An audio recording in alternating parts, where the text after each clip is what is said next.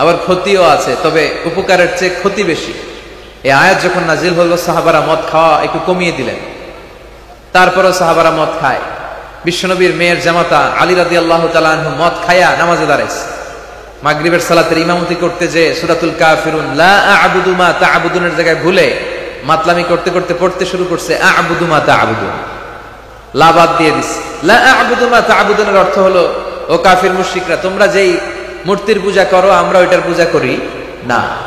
কিন্তু উনি যেটা পড়ছে আ'বুদু মা তা'বুদুন, এর অর্থ হয়ে গেছে তোমরা যেটার পূজা করো আমরা ওইটার পূজা করি। ভেজাল আছে না নাই?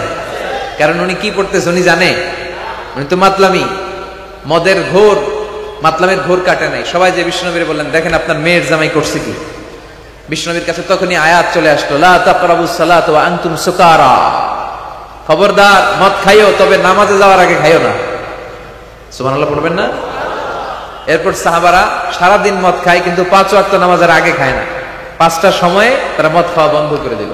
এরপর আস্তে আস্তে যখন মদ খাওয়া বন্ধ করতে অভ্যস্ত হতে শুরু করেছে, আল্লাহ আয়াত নাযিল করলেন, ইন্নামাল খামরু ওয়াল মাইসিরু ওয়াল আনসাবু ওয়াল আজলামু রিজজুম মিন আমালিশ শাইতানি ফাজতানিবু। চিরকালের জন্য এই কথা বললে আল্লাহ মদকে হারাম করে দিলেন। সুবহানাল্লাহ পড়ে দেখেন কিভাবে মহানবী খালি বলছে ইয়া আলী মাদাদ।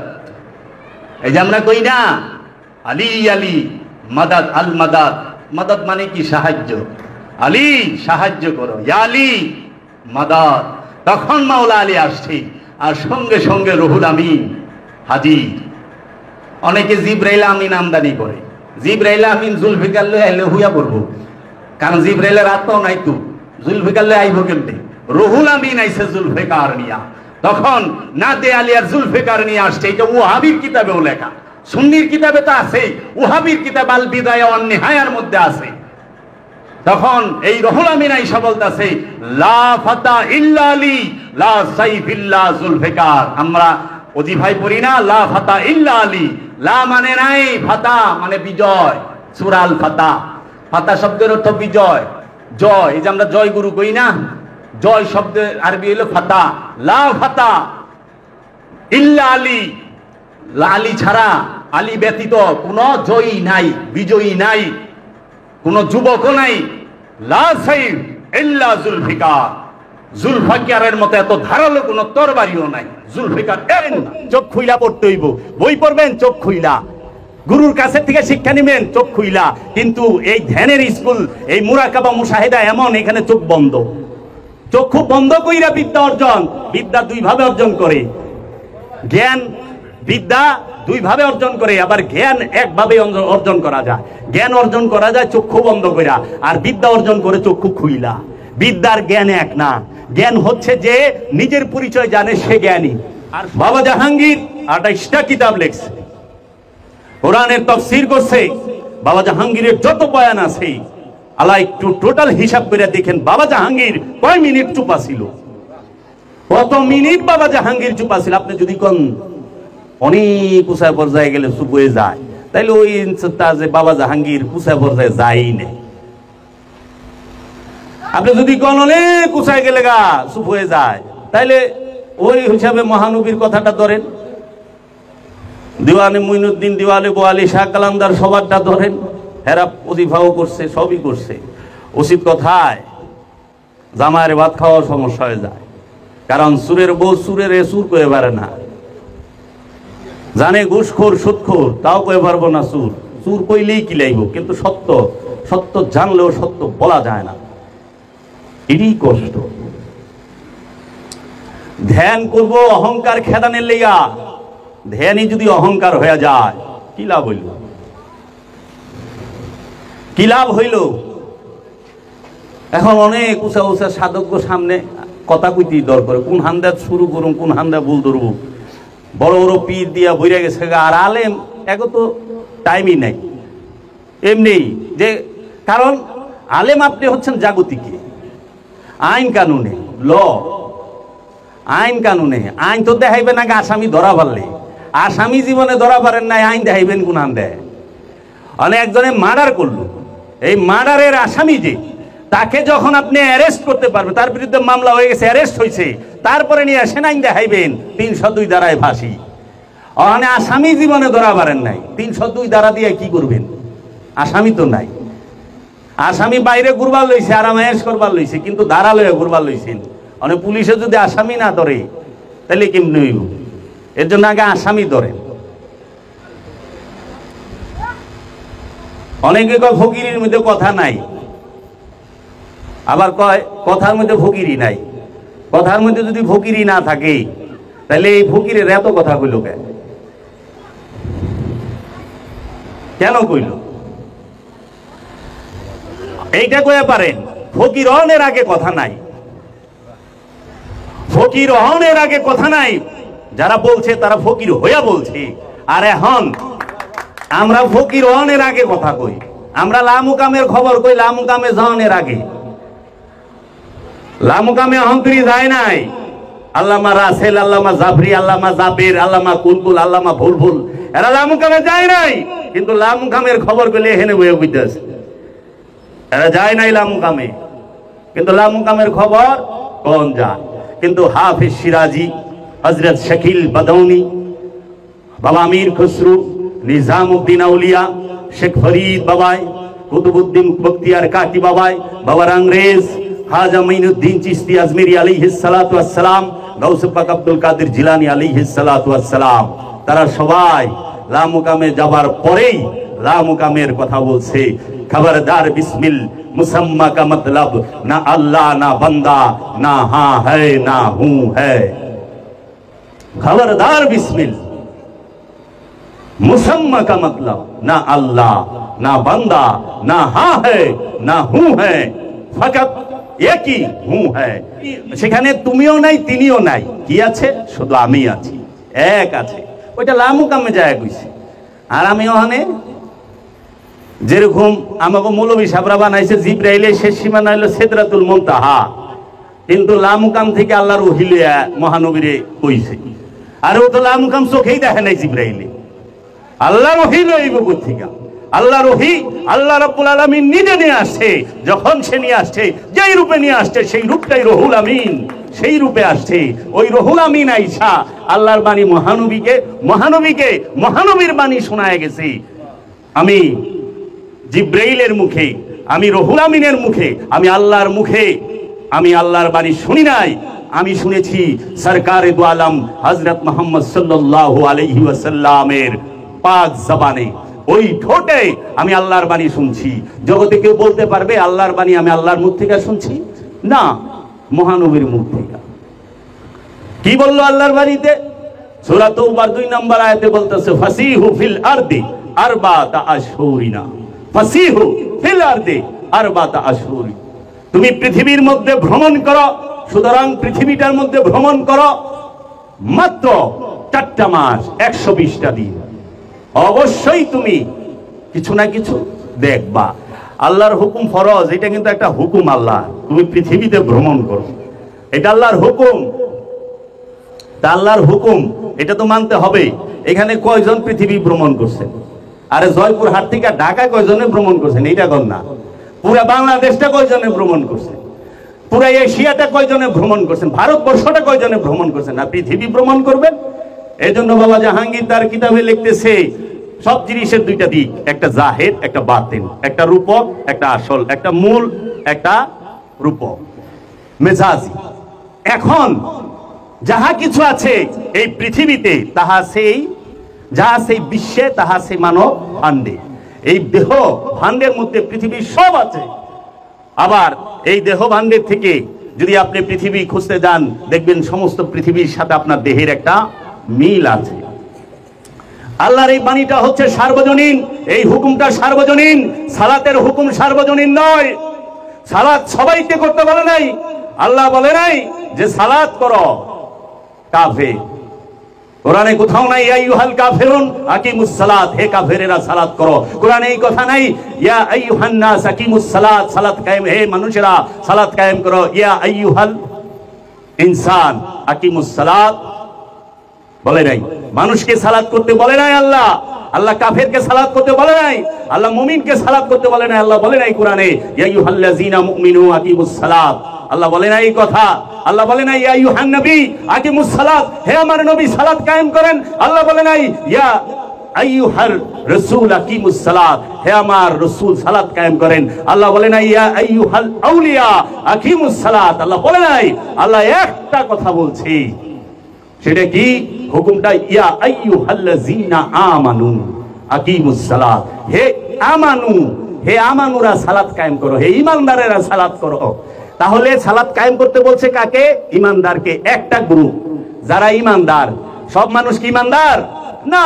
মানুষের মধ্যে কাফের আছে, মানুষের মধ্যে মুশরিক আছে, মানুষের মধ্যে মুরতাদ আছে, মানুষের মধ্যে ঈমানদার আছে, মানুষের মধ্যে মুমিন আছে, মানুষের মধ্যে ওলি আছে, মানুষের মধ্যে নবী আছে, মানুষের মধ্যে রাসূল আছে, মানুষের মধ্যেই আব্দুহু আছে, এবং মানুষের মধ্যে স্বয়ং খোদাও আছে। সূরা তাওবার এই 2 নম্বর আয়াতে কিন্তু বলে না ইয়া আইয়ুহাল্লাযিনা আমানু ফাসিহু ফিল আরদি আরবাতা আশহুরিনা, হে ঈমানদারেরা 4টা মাস দেহে ভ্রমণ করে। এইখানে এটা বলে নাই। আল্লাহ বলছে এই আহ্বানে যে হে মানুষেরা, হে ইনসানেরা, তোমরা কি করো? পৃথিবী ভ্রমণ করো। সার্বজনীন বাণী, খোদার সার্বজনীন আহ্বান। কারণ নিষেধ করছে আল্লাহ মানুষকে, আমানুরে না। আমানু মিশা কথা কয় না, এই কথা কয় নাই গুলো। ওখানে আবার ইয়া আইয়ুহাল্লাযিনা আমানু সেট করে নাই। আরে কোরআন পড়েন, কোরআন মুখস্থ করেন। কোরআন শিখতে হইলে বাবা জাহাঙ্গীর লাগবে। আর বাবা জাহাঙ্গীর যদি স্বয়ং কোরআন শিখায়, সে নিজে উপস্থিত থেকে শিখায়, তখন সে কোরআন শিখবেন। আর নাহলে সারা জীবন মুখস্থ করেই যাবেন। ফকিরের মধ্যে স্বজন প্রীতি নাই, ওটা ইলেকশনে, ওই রাজনীতিতে আছে, ওটা দুনিয়াবি চাকরিতে আছে। ফকিরি, আরে ফকির, ফকির এমন যে নিজের সন্তানকে লাত্তি মাইরা সরায় দেয়। ফকির এমন, ওইটাই ফকির যে নিজের সন্তান ছাড়া কিছু বুঝে না। ওইটা ফকির না, ওইটা ফিকির। দেখেন নূহ নবী তার ছেলেকে কিক মাইরা ভালায় দিছে। ফরিয়াদ করা পারতো না? নবী আজন্ম মাসুম। বঙ্গবন্ধু শেখ মুজিবুর রহমানের পীর বাবা জাফর শাহ ফকির, তার আওলাদ তো 1 পয়সা দাম নাই।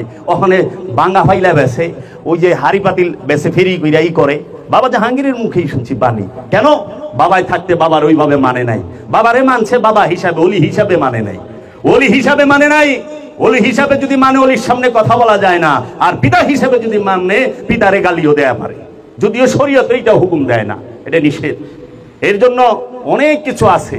তো কাজেই আপনি কোরআন বলতাছে ফাসিহু ফিল আরদি আরবাতা আশহুরিনা, তুমি 4টা মাস ভ্রমণ করো। কোথায়? পৃথিবীতে। কোন পৃথিবী? আরে যে আমলে কোরআনের এই আয়াত নাজিল হইছে, ওই আমলে তো হযরত বেলালের নিজের কাপড় কিননের টাকা ছিল না। হ্যাঁ, পৃথিবী ভ্রমণ করবো কই থেকে? কয়জন সাহাবীর কাপড়ের কিননের টাকা ছিল, খাওনের টাকা ছিল, 2 হান খেজুর পায় নাই। হিস্ট্রি পড়েন। কিন্তু আয়াতটা নাজিল হইছে তখন ফাসিহু ফিল আরদি আরবাতা আশহুরিনা, তোমরা 4টা মাস এই পৃথিবীতে ভ্রমণ করো, অবশ্যই সত্যের কিছু দেখবা। আল্লাহর হুকুম, সেই হুকুমই বাদ দিলেন। অনুষ্ঠানে বইরা খালি অনুষ্ঠানটাই মানলেন, আল্লাহর হুকুমটা মানলেন না। সেই পৃথিবীটা হচ্ছে আপন দেহ মন। আপন দেহ মনকেই বলা হয় হাকিকি পৃথিবী। আর মেজাজি পৃথিবীতে এই গাছপালা, তরুলতা, বাড়িঘর, আমি শুদ্ধ, আমার এই দেহ শুদ্ধ থাকে। এইটা হইল দৃশ্যমান পৃথিবী। আর অদৃশ্য হাকিকি পৃথিবীটাই হচ্ছে আমার এই দেহ এবং মন। এই দেহ মনের মধ্যে ভ্রমণ করো। কেন? ধ্যান সাধনা করলে কি হয়? ধ্যান সাধনার খবর নাই, ছাপাপিটানি শুরু। আশ্চর্যের বিষয়,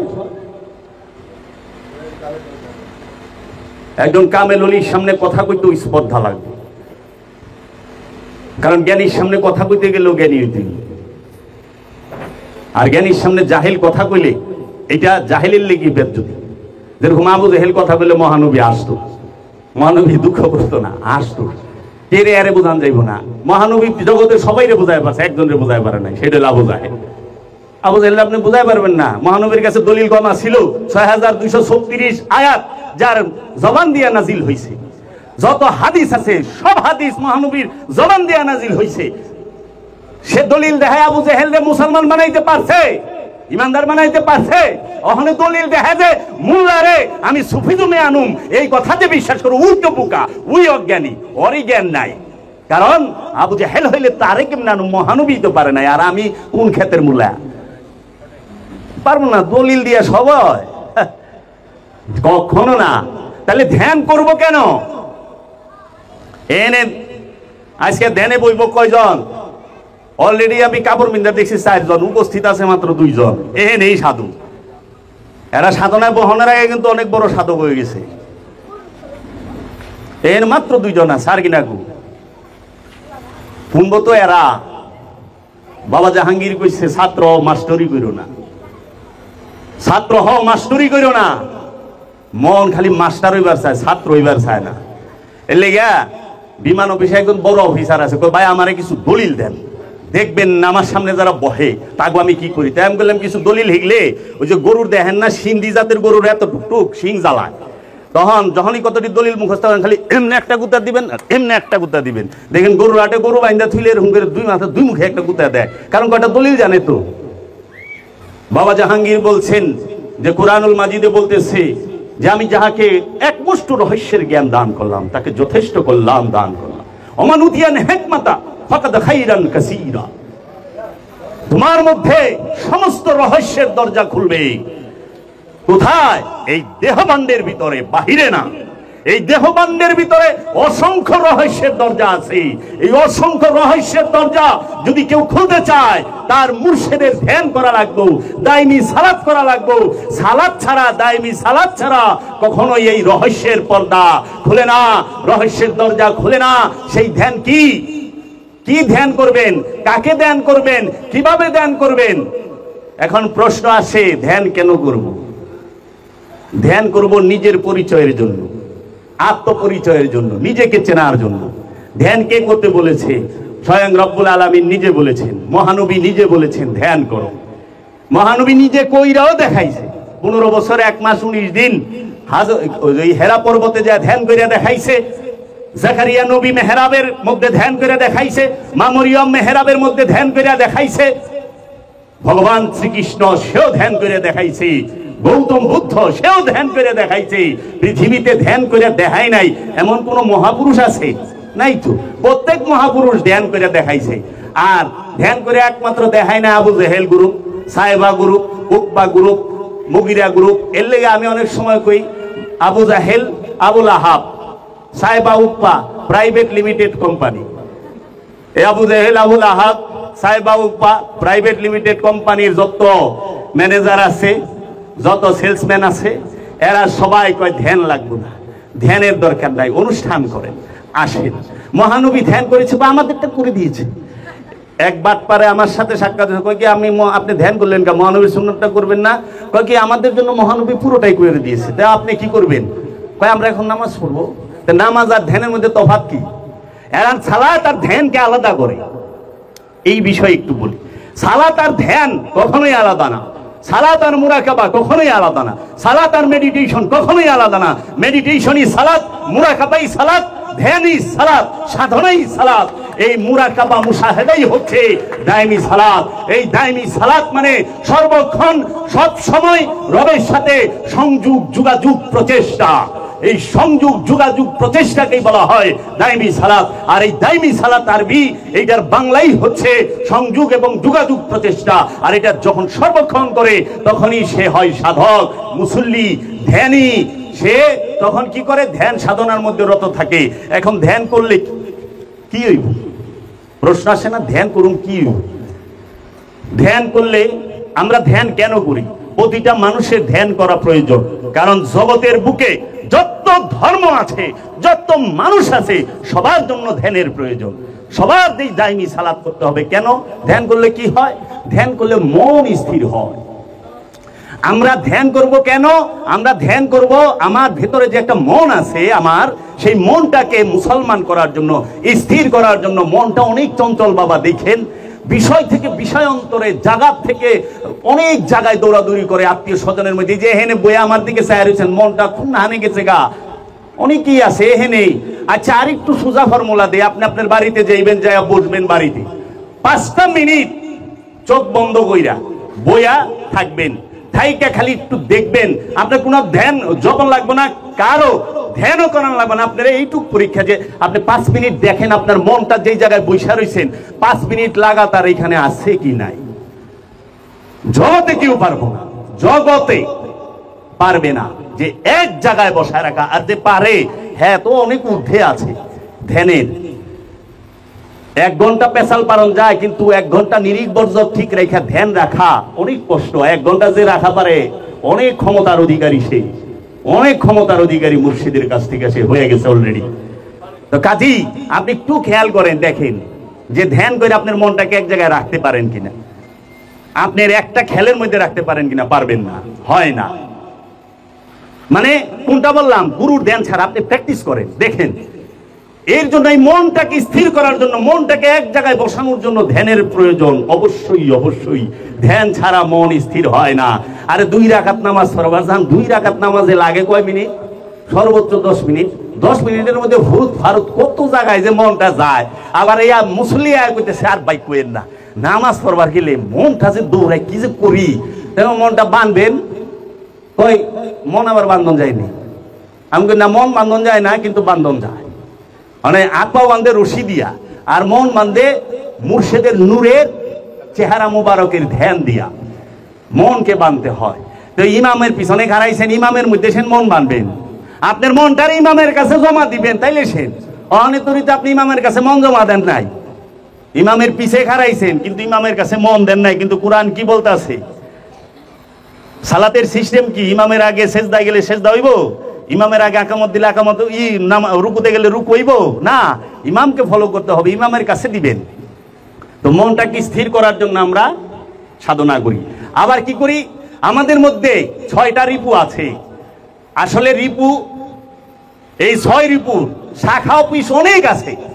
যেরকম বসুন্ধরা কুরিয়ার সার্ভিস, হ্যাঁ তো একটাই, কিন্তু বাংলাদেশের এমন কোন উপজেলা নাই যে তার শাখা নাই। তাহলে আপনি কি করবেন? বসুন্ধরা কুরিয়ার অফিস একটাই না, অফিস একটাই, কোম্পানি একটাই, কিন্তু শাখা অনেক। লোভ সেইটা এক কোম্পানি, কিন্তু লোভের এত শাখা, গুনতে গুনতে গুনতে গুনতে শেষ করতে পারবেন না, ফাইটা যাইবেন গা। যে কত প্রকার লোভ হয়। আপনি নয় 1-2 প্রকার লোভ নাই, টাকার লোভ নাই, ক্ষমতার লোভ নাই, কিন্তু আরেক লোভ আছে। আচ্ছা, টাকা ক্ষমতার লোভ না, আরেকটা আছে, তার পিছনে আছে। এর জন্য বাবা জাহাঙ্গীর বলছে, কারণের পিছনেও কারণ থাকে, রিজন বিহাইন্ড দ্য রিজন। কারণের পিছনেও কারণ থাকে, হেকমতের পিছনেও হেকমত আছে, রহস্যের পিছনেও রহস্য আছে, দেখার পিছনেও দেখা আছে। আমি আপনাকে দেখেছি, সেইটা আপনি দেখছেন, কিন্তু আমি আপনার মধ্যে কি দেখছি সেইটা তো আপনি দেখেন নাই। বলার ক্ষমতা কারো আছে? কে কাকে কোন নজরে দেখে? কিন্তু সবাই জানে যে সে আমাকে দেখেছে। কি নজরে দেখছে? দেখার ভিতরে কত প্রকার আছে। সাধনায় কমতুরি গেছেন, এইটা আপনি কি মনে করেন? এই 4 মাস কাফনের কাপড় বিন্দা, আরে জয়পুর হাটে আয়া পড়ছে বাড়ি ছাইরে, এক সাধক অহন্তরী বাড়ির মায়া ছাড়া পারে, মোবাইলে অহনো ভিডিও কলে কথা কইতাছে, ইধার নেহি উদার নেহি, কাহা গিয়া পাতা নেহি। তুমি না মরবার আছো, দেখেন কাফনের কাপড় পিনছে কিন্তু কথা ছাড়ে নাই। বাবা জাহাঙ্গীর বলছে, সাধনায় থেকে কথা বলো না বাবা, কথা বললে সাধনার রেজাল্ট ভালো আসবে না। এইটা বলে নাই সাধনা হবে না, অবশ্যই হবে, কিন্তু রেজাল্ট ভালো আসবে না। যেরকম একটা ছাত্র স্কুলে গেছে, আইসে, পরীক্ষায়ও অ্যাটেন্ড হয়েছে, কিন্তু পড়ে নাই, এর রেজাল্ট কি ভালো হইব?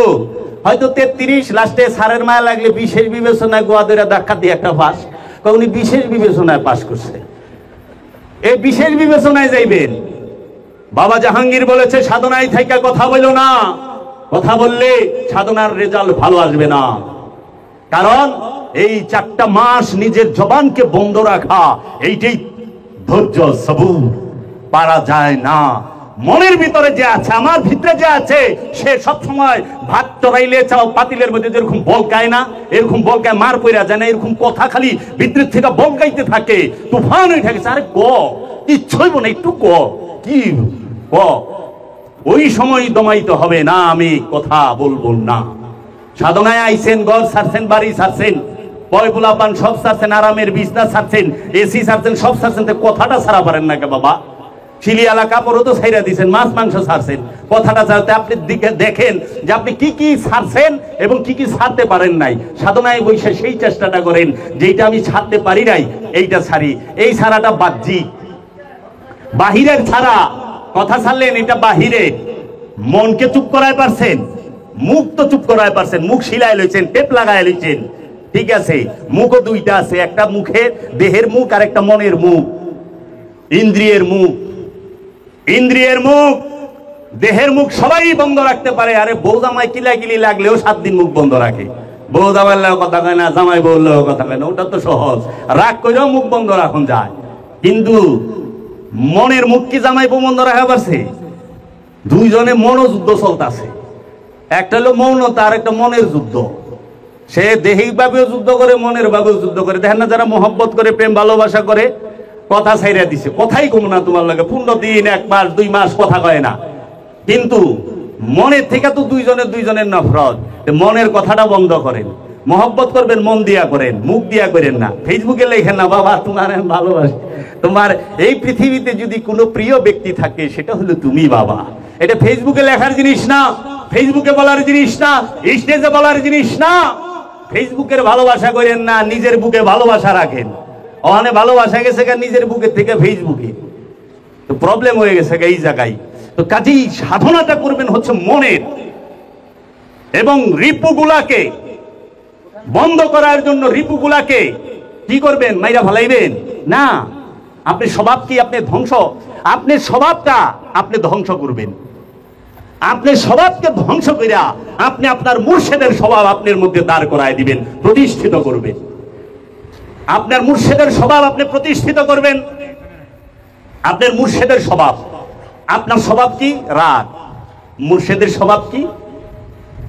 মায়া, মোহব্বত। তাহলে মুর্শিদের নিজের স্বভাব রাগটারে সরাই দেই, মুর্শিদের স্বভাব মোহব্বতটাকে আস্তে আস্তে আনি। একদিন আসবে না, 1 মাসে আসবে না, 4 মাসে আসবে না, 1 বছরে আসবে না। বাবা জাহাঙ্গীর বলছে কামেল হইতে 59 সেকেন্ড লাগে, কিন্তু কামেল হওয়ার জন্য প্রস্তুতি লাগে 16 বছরের, 12 বছরের, 26 বছরের, 36 বছরের। যে মিশাল ছাড়া তো মানুষ বুঝে না। বিয়া করতে লাগে কয়দিন? 1 দিন। ওর থেকে আটটাও গায়ে যায়। কবুল কইতে কতক্ষণ লাগে বাবা? 15 মিনিট। কিন্তু বিয়ার দাওয়াত সাওয়াত দিয়ে আয়োজন করতে লাগে 2-2.5 মাস। আর বিয়ার লেগে শিয়ানা অনেক লেগে লাগে যায় 25 বছর। কিন্তু বিয়া করতে কবুল করতে গেলে 15 মিনিট লাগে না, লেখছে কোন কবুল হয়ে গেছে। কিন্তু শিয়ানা হইতে 25 বছর লাগবো, কামেল হইতে 59 সেকেন্ড লাগে, কিন্তু প্রস্তুতি লাগে 36 বছরের। তারপরও যদি কামেল হওয়া যায়, ওইটাই বলন্দ নসিব, ওইটাই রহমত। এই জন্য রিপুগুলাকে আটকান। আমরা রিপুকে দমানোর জন্য সাধনা করি, আমরা মনকে একের মধ্যে আনার জন্য সাধনা করি। কারণ মন বহুর মধ্যে ছোটাছুটি করে।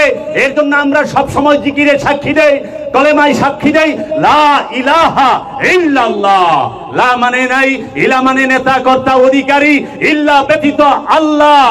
আল্লাহ ব্যতীত আমার এই মনের মধ্যে, আমার হৃদয়ের মধ্যে কোনো নেতা কর্তা অধিকারী কিচ্ছু নাই, শুধু আল্লাহ আছে। এইটাই কলেমা তৈয়বার হাকিকত। এইখানেই হাকিকত। যখন এক আল্লাহ আমার এই হৃদয়ের মধ্যে, এই মনের মধ্যে এক আল্লাহ প্রতিষ্ঠিত হয়ে যায়, তখনই সেই নফস বলে ফেলে মুহাম্মদ রাসূলুল্লাহ। কারণ যেই আল্লাহ প্রতিষ্ঠিত হয়েছে আমার হৃদয়ে, সেই আল্লাহটাই হচ্ছে মুহাম্মাদুর রাসূলুল্লাহ। তাকে মুহাম্মাদুর রাসূলুল্লাহ রূপে মানুষ দেখে। এর জন্য বলে একমাত্র প্রশংসাই কে? মুহাম্মাদুর রাসূলুল্লাহ। মুহাম্মদ মানেই হচ্ছে প্রশংসিত, যার প্রশংসা ছাড়া কারো প্রশংসাই নাই। এই কলেমায় তৈয়বে পৌঁছতে গেলে এই সাধনা এখন কেন আপনি সাক্ষী দিচ্ছেন? এই যে আমরা জিকির করলাম লা ইলাহা ইল্লাল্লাহ, লা ইলাহা ইল্লাল্লাহ কেন করি? কারণ আমার মনের মধ্যে, আমার কলবের মধ্যে, আমার হৃদয়ের মধ্যে, আমার অন্তরের মধ্যে অনেক ইলা দাঁড়ায় রয়েছে, যার পূজা আমি সর্বক্ষণ করি। যেই রকম আমার মনের মধ্যে লোভ নামক একটা ইলা, মানে মূর্তি, ইলাকে যার উপাসনা করা হয় তাকে ইলা বলে। যার পূজা করা হয়, যার ইবাদত করা হয়, যার সালাত করা হয়, যার সাথে সংযোগ যোগাযোগ করা হয়, সে হয় ইলা। এই ইলাকে আপনার ইলা তো আপনার লোভ হয়ে বইছে, আপনার অহংকার আপনার ইলা, আপনি অহংকারের ইবাদত করতেছেন। আমি নামাজ পড়ি, মাইশা আমারে ভালো হোক, আমি কত কিছু জানি, মাইশা আমারে সালাম দেব। এই যে অহংকারের পূজা করতেছেন সর্বক্ষণ, লোভের পূজা করতেছেন, খালি সম্পদ সম্পদ, টাকা কোথায় আছে। আরে কুত্তা এত জ্ঞান পায় না, আমরা যেরকম মানুষের টাকার প্রতি জ্ঞান পাই। এইরকম হয়ে গেছে, কুত্তার থেকেও ডেন শক্তি বেশি, টাকার গ্রান, খালি সম্পদের গ্রান খোঁজে, লোভী, লোভের পূজা করতেছেন, অহংকারের পূজা করতেছেন, ঘৃণার পূজা করতেছেন, ক্রোধের পূজা করতেছেন, সবকিছুর পূজা করতেছেন, কইরা নিজের হৃদয়কে কলুষিত কইরা ফেলাইছেন। এর লেগা কয় লা ইলাহা ইল্লাল্লাহ, মানে আল্লাহরে কইতাছে আপনি ছাড়া আল্লাহ আমার কাছে কেউ নাই। এটাও মাইকদা মিছা কথা কয়। লা ইলাহা ইল্লাল্লাহ, লা ইলাহা ইল্লাল্লাহ জিকির কইরা যায়, মিছা কথা কয় না? এই যে আমাগো যে আমরা সাধনা করি, কিংবা যারা ওয়াজ নসিহতের প্যান্ডেলে যায় 1-1.5 ঘন্টা জিকির করে না, আধা ঘন্টা জিকির করে না, সকালে ফজরের সময়, সন্ধ্যার সময় করার পরে যায়, হ্যাঁ কি ভেজাল মাল বেছে না, হ্যাঁ কি সুদে টাকা লাগায় না, হ্যাঁ কি চুরি করে না, হ্যাঁ কি অহংকার করে না, হ্যাঁ কি দাপট দেখায় না? তাইলে এখানে কয়ে গেলেন লা ইলাহা ইল্লাল্লাহ, আর ওখানে যায় করতেছেন চুরি। তাইলে আপনার ইলাকার আল্লাহ নাই সম্পদে? এর লিগে আল্লাহ কইছে তারা তাদের বাপদাদার ধর্ম করে। বাপদাদার ধর্ম কি জানেন? বাপে সুদের কারবার করতো, আমিও করি। বাপে জবর কাজটা ছিল, আমিও মাশাআল্লাহ 2-1 ডিগ্রি নিচে আছি আর কি, কিন্তু বাপের স্বভাবটা আমি ধরে রয়েছি। বাপদাদার ধর্ম, বাপে নেতা আসছিল, আমার বাপের সামনে কথা কইব, পিস্তলটা বাইর করে গুলি করে দিব, এই লোক আমার বাপ আবার গর্ব করে কয়। আরে বাবা কি ডেঞ্জারাস লোক। হ্যাঁ কয় আমার বাপের মতো তো আমি ওই নেই, পারি না, মানে বাপের ধর্ম।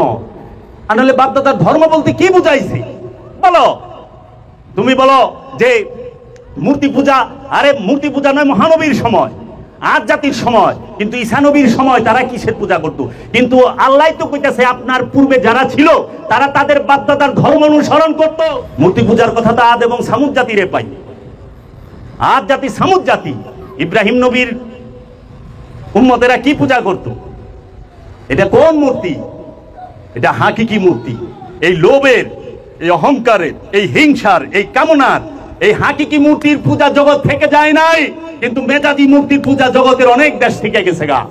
আরবে মেজাজি মূর্তির পূজা নাই, কিন্তু আরবে হাকিকি মূর্তির পূজারক দিয়া বুঝাই হারবে, কারণ বিলিয়ন বিলিয়ন ট্রিলিয়ন ট্রিলিয়ন ডলারের মালিক আরবিয়ানরা, শেখেরা, বাদশারা, এরাই তো মূর্তি পূজারক। সবচেয়ে বড় সেইটা হলো হাকিকি মূর্তির পূজারক। তারা মেজাজি পাথরের মূর্তির পূজা করে না, তারা খেরবাস দিয়া মাটি দিয়া বানাই না মূর্তির পূজা করে না, তারা ওই মূর্তির পূজা করে না, তারা ওই স্টিল দিয়া, সোনা দিয়া, রূপা দিয়া বানাই না মূর্তির পূজা করে না, তারা লোভ নামক মূর্তির পূজা করে, তারা অহংকার নামক মূর্তির পূজা করে, তারা হিংসা নামক মূর্তির পূজা করে, তারা মানুষকে মানুষ মনে করে না।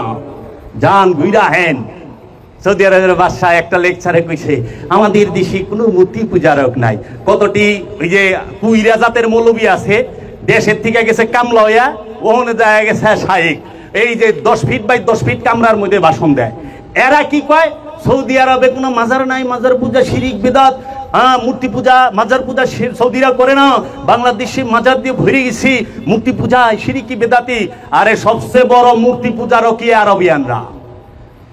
এই আরবিয়ানরা যারা ইহুদির দালাল, যারা খ্রিস্টানের দালাল, ইসরায়েলের দালাল, আমেরিকার দালাল, তাও কাগো আমেরিকার সাধারণ মানুষের দালাল না, আমেরিকার ক্ষমতাধরদের দালাল, ইসরায়েলের ক্ষমতাধরদের দালাল। তাহলে মূর্তি হচ্ছে লোভের, অহংকারের। এই লোভের মূর্তি পূজা ছাইরা ধ্যান সাধনা করতে হবে। আজকে এই যে স্কুল বেদম বাবাজান করছে, এই স্কুলটা বেদম বাবাজানের সম্পূর্ণ নিজ উদ্যোগে হয়েছে এবং অনেক গুরু ভাই সহযোগিতা করেছে এবং আমাদের শাহ সুফি রিপন মোল্লা ভাই অক্লান্ত পরিশ্রম করেছে। আজকে আমরা স্কুলের রূপ দেখতে পেলাম। এই স্কুল এইটা কোনো লাভজনক প্রতিষ্ঠান না, এখানে কোনো দান বাক্স নাই। আছে আছে এখানে? এটা কি লাভজনক? এখানে কোনো ফিস দিতে হবে না, এখানে ফ্রি। যেই সাধনা করবে একদম ফ্রি, রুম ভাড়া নাই, তার কারেন্ট বিল এগুলার কোনো বালাই নাই। সে শুধু আসবে, তার নিজের খাবারের জন্য যা লাগে সেই খাবারের খরচ দিয়া সে সাধনা করবে। যদি কেউ খাবারের খরচ নাও দিতে পারে সেইটাও বেদম বাবাজান দয়া করে দেন। অনেক ভক্ত ভাইও চালায়, তাহলে পরে তাও বলে সাধনা কর। এটা লাভজনক প্রতিষ্ঠান না, এখানে লাভের জন্য না। গবেষণা কেন্দ্র, সেটা কি? মন এবং দেহের গবেষণা হয় এখানে। এটা হলো মন এবং দেহের গবেষণার ল্যাবরেটরি। এই স্কুল, এই মেডিটেশন সেন্টার হচ্ছে মন এবং দেহের গবেষণার ল্যাবরেটরি। এইখানে কি কয়? মন এবং দেহকে গবেষণা করা হয়। এইখানে কোনো লাভজনক না। এইটা কোনো মানুষের এই যে চান্দা দিয়া তোলা হয় নাই যে ভাই দেন, ভাই ওই দেন, ভাই ওই দেন, নেবার। এখান থেকে 4 পয়সাও কোনো ফায়দা নাই।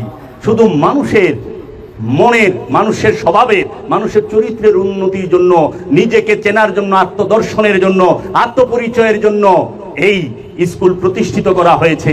অক্লান্ত পরিশ্রম করেছে বেদম বাবা যান। আমরা কি পারি না এই রকম মহৎ কাজের মধ্যে সাহায্যের হাত বাড়ায় দিতে? পারি না?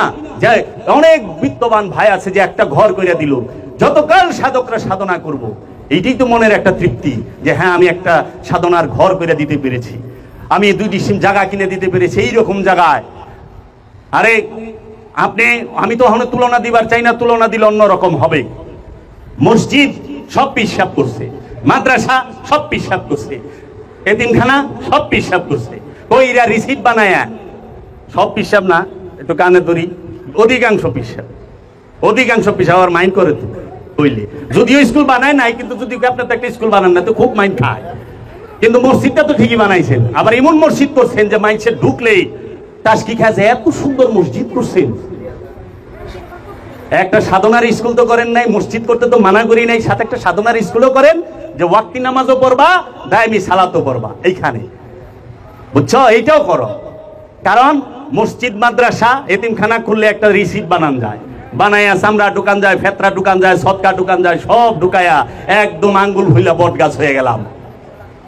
এতিম ছাত্রের গায়ে যে জামা ওই জামাই থাকবো, কিন্তু আমার গাড়ি বাড়ি হইয়া বইরে যাইব, এরকম নজির আমরা অসংখ্য দেখেছি।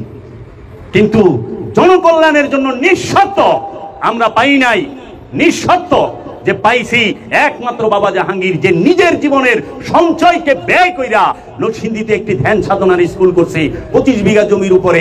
স্রেফ বাবা জাহাঙ্গীর আজকে বেদম ওয়ারসি বাবাই জয়পুরহাটের খঞ্জনপুরে এত বড় একটা স্কুল করছে, এত বড় একটা স্কুল করছে ধ্যান সাধনার। সেটা কি? এই মানুষের মুক্তির জন্য, যে 4টা মাস কেউ 1টা বছর এখানে ধ্যান সাধনা করবে, সে তার লোক কি সেটা চিন্তা। আপনি উকুন যেরকম মাথার থেকে চুলের থেকে বাইসা বাইর করে না, এরকম বাইসা বাইসা বাইর করবেন। আপনার মনের মধ্যে কি কি আছে, আপনার মনের মধ্যে কি কি আছে, এর জন্য সব জায়গায় বিদ্যা শিখতে হয় চোখ খুইলা। স্কুলে যাইবেন চোখ খুইলা পড়তে হইব, বই পড়বেন চোখ খুইলা, গুরুর কাছে থেকে শিক্ষা নেবেন চোখ খুইলা। কিন্তু এই ধ্যানের স্কুল, এই মুরাকাবা মুশাহিদা এমন, এখানে চোখ বন্ধ, চক্ষু বন্ধ কইরা বিদ্যা অর্জন। বিদ্যা 2 ভাবে অর্জন করে, জ্ঞান বিদ্যা 2 ভাবে অর্জন করে, আবার জ্ঞান 1 ভাবে অর্জন করা যায়। জ্ঞান অর্জন করা যায় চক্ষু বন্ধ কইরা, আর বিদ্যা অর্জন করে চক্ষু খুইলা। বিদ্যার জ্ঞান এক না, জ্ঞান হচ্ছে যে নিজের পরিচয় জানে সে জ্ঞানী, আর সবাই অনুমানে অজ্ঞানী। অনুমানে কথা কয় সবাই, যে নিজেরে না চিনছে সে তো অনুমানেই কয় আমি কি ভালো। আমার নিজেরই সন্দেহ আছে। কে আছে একজন এরকম হাত উঠান যে এই বুকে আত্মা করে ধরবে না আমি ভালো? একজনও পারবো না। কেন? সন্দেহ আছে তার নিজের এরিয়া, যে আমি কি সত্যি ভালো। কিন্তু যদি কই কে আছেন এনে খারাপ, সবাই হাত উঠাই, কারণ এতে তারও বিশ্বাস নাই যে আমি খারাপ। কিন্তু এনে কোনো মুফতি মাওলানা সাহেব হইলে কইতো না আমি ভালো, এমন কয় বাবা মোর রক্ষা লয়ে যা 2000 টাকা দিয়া 5000 টাকা দিয়া আমি দোয়া কইরা দিমু আল্লাহ জান্নাতে দিয়া দিব। হ্যাঁ মুরক বেচা মানুষের জান্নাত দিব, কিন্তু হের বাপ দাদায় জাহান্নামে যাইব কিনা এইটা হ্যাঁ কইতে পারে না। নিজে যাইবেন এইটা ঠিক আছে, এগুলো হইলো অনুমানের বিদ্যা, এগুলো হইলো ওইটা একটা আকর্ষণের কথা। আকর্ষণ দিয়া তো বাবা ফকিরি হয় না। যারা সাধনা করবেন মুখ বন্ধ রাখবেন একদম, এটা অনুরোধ, হুকুম না, অনুরোধ। বাবা জাহাঙ্গীর বলছে মুখটা বন্ধ রাখেন। সাধনা কাফনের কাপড় পিনছেন, এইগুলা সেট হয়ে যান নাই, মনে করেন না যে আমি অনেক কিছু হইছি। সাধনার ঘরের চতুর্পাশ পয় পরিষ্কার করবেন। সাধনার স্কুলের সমস্ত কাজকর্ম যেই কজন সাধক থাকবে তারা সবাই মিলে ঝিলে করবে। এইটা আপনাদের প্রতিষ্ঠান, নিজেদের এই কাজ প্রত্যেকটা। আমরা বাবা জাহাঙ্গীরের স্কুলে আমরা যখন সাধনা করছি, বাবা জাহাঙ্গীর আমাদেরকে বলছে যে সাধকরা এই স্কুল সাজায় রাখবো, সাধকরা এই স্কুল দেখা রাখবো, সাধকরা এই পয় পরিষ্কার করে রাখবো। স্কুলে ঢুকে যদি ময়লা দেখি তাইলে বোঝা যাবে প্রতিটা সাধকের মন ভরা ময়লা রয়েছে। স্কুল যত পরিষ্কার থাকবো মনও সাধকের তত পরিষ্কার হইব। এইটার পিছনে হাকিকত, কারণ তোর ঘরের আশপাশই তো নোংরা, তোর মন কত হানি পরিষ্কার হবো। এটা সাধকের বেলায়, সুফির বেলায় না, ফকিরের বেলায় না। ফকির অন্য দরজা, ফকির অন্য দরজা। তো এর জন্য সাধকরা সবসময় এখন হিসাব করে কে কোন বায়ে কত খাইলো। সাধনায় বয়ে যদি হিসাবের মধ্যে থাকেন তো কি সাধনা করলেন? সাধনায় বইয়া ঝগড়া লেগে যায়, কি লাভ হইল সাধনায় বইয়া? শয়তান খেতে বেরোইছি আর নিজে দিয়ে শয়তান হয়ে খারাই গেছি। সাধনায় আয়া দলাদলি করে 14 জন সাধক 3 দল হয়ে গেছে গা। আল্লাহ, খালি মসজিদা লাগবো কেন? মসজিদে ঢুকলে যে কমিটি লয়ে মারামারি লাগে, আর আপনারাও তো লাগেন। মাইনছেরে কম যায়, নিজের সমালোচনা করেন না, ভুলটা ধরা পড়বো। আমরা সবাই ভাই বোন, আমরা সবার নিয়ত এক, সেটা হলো আমরা আত্মপরিচয়ের জন্য এসেছি, আমরা বাবা জাহাঙ্গীরের দিদারের জন্য এসেছি, আমরা আল্লাহর আব্দুহু হযরত মুহাম্মদ সাল্লাল্লাহু আলাইহি ওয়াসাল্লামের দিদারের জন্য এসেছি।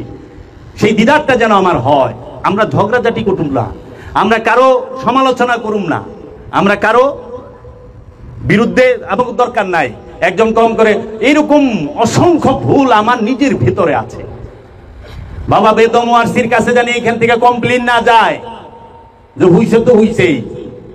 আহার নিদ্রা ভয় এই 3টা সাধকের কমাইতে হয়। আহারও কমাইতে হইব, নিদ্রাও কমাইতে হইব, ভয়ও কমান লাগবো। আর ইন্দুরে খসখস করছে, এটা কয়েন না জিনের আন্দোলন শুরু করছে। অনেকে কয় ইন্দুর খসখস করছে, আর জিন আইছে। আর জিন বেটা তুই নিজে, তুই জিন দেখি তো মানুষ হয়ে বেড়াইছ জানোয়ার। সবচেয়ে বড় খতরনাক জানোয়ার হলো পৃথিবীর বুকে মানুষ, আর তুই নিজেই জিন। এই জিনই আসে আদমের ধ্যান করার জন্য। এই জিনের থেকে মানুষ হইতে হয়, মানুষের থেকে আমানু হইতে হয়, আমানুর থেকে মুমিন হইতে হয়, মুমিনের থেকে ওলি হইতে হয়, ওলি থেকেই রসুল, আবার রসুলের আর টুক না। তো আগে জিন জিন খুঁজে, জিনেরে আম গাছে রাখছি, ওই না অনেক বড় জিন আছে, আমি আম গাছের তলা ভরা জিন দেখি। এই কল্পনার থেকে সরেন। সাধক সব সময় সে তার মুর্শিদের ধ্যান করবে। যে আপনার মুর্শিদ, আপনি আপনার মুর্শিদের বাণী সব সময় শুনবেন, আপনি আপনার মুর্শিদের বাণী সব সময় করবেন। মুর্শিদ ছাড়া অন্য কারো বাণী না। এইখানে সাধনায় থাইকা ফেসবুক চালান কেমনে? অ্যান্ড্রয়েড মোবাইল নিয়ে সাধনায় আইছেন কেন? কি কারণে? আর অ্যান্ড্রয়েড মোবাইল থাকলে তো শয়তানের সুরসুরি দিব, একটু বললেও কত কিছুই তো না, কেউ দেখবো না, ঘরের ভিতরে দেখো।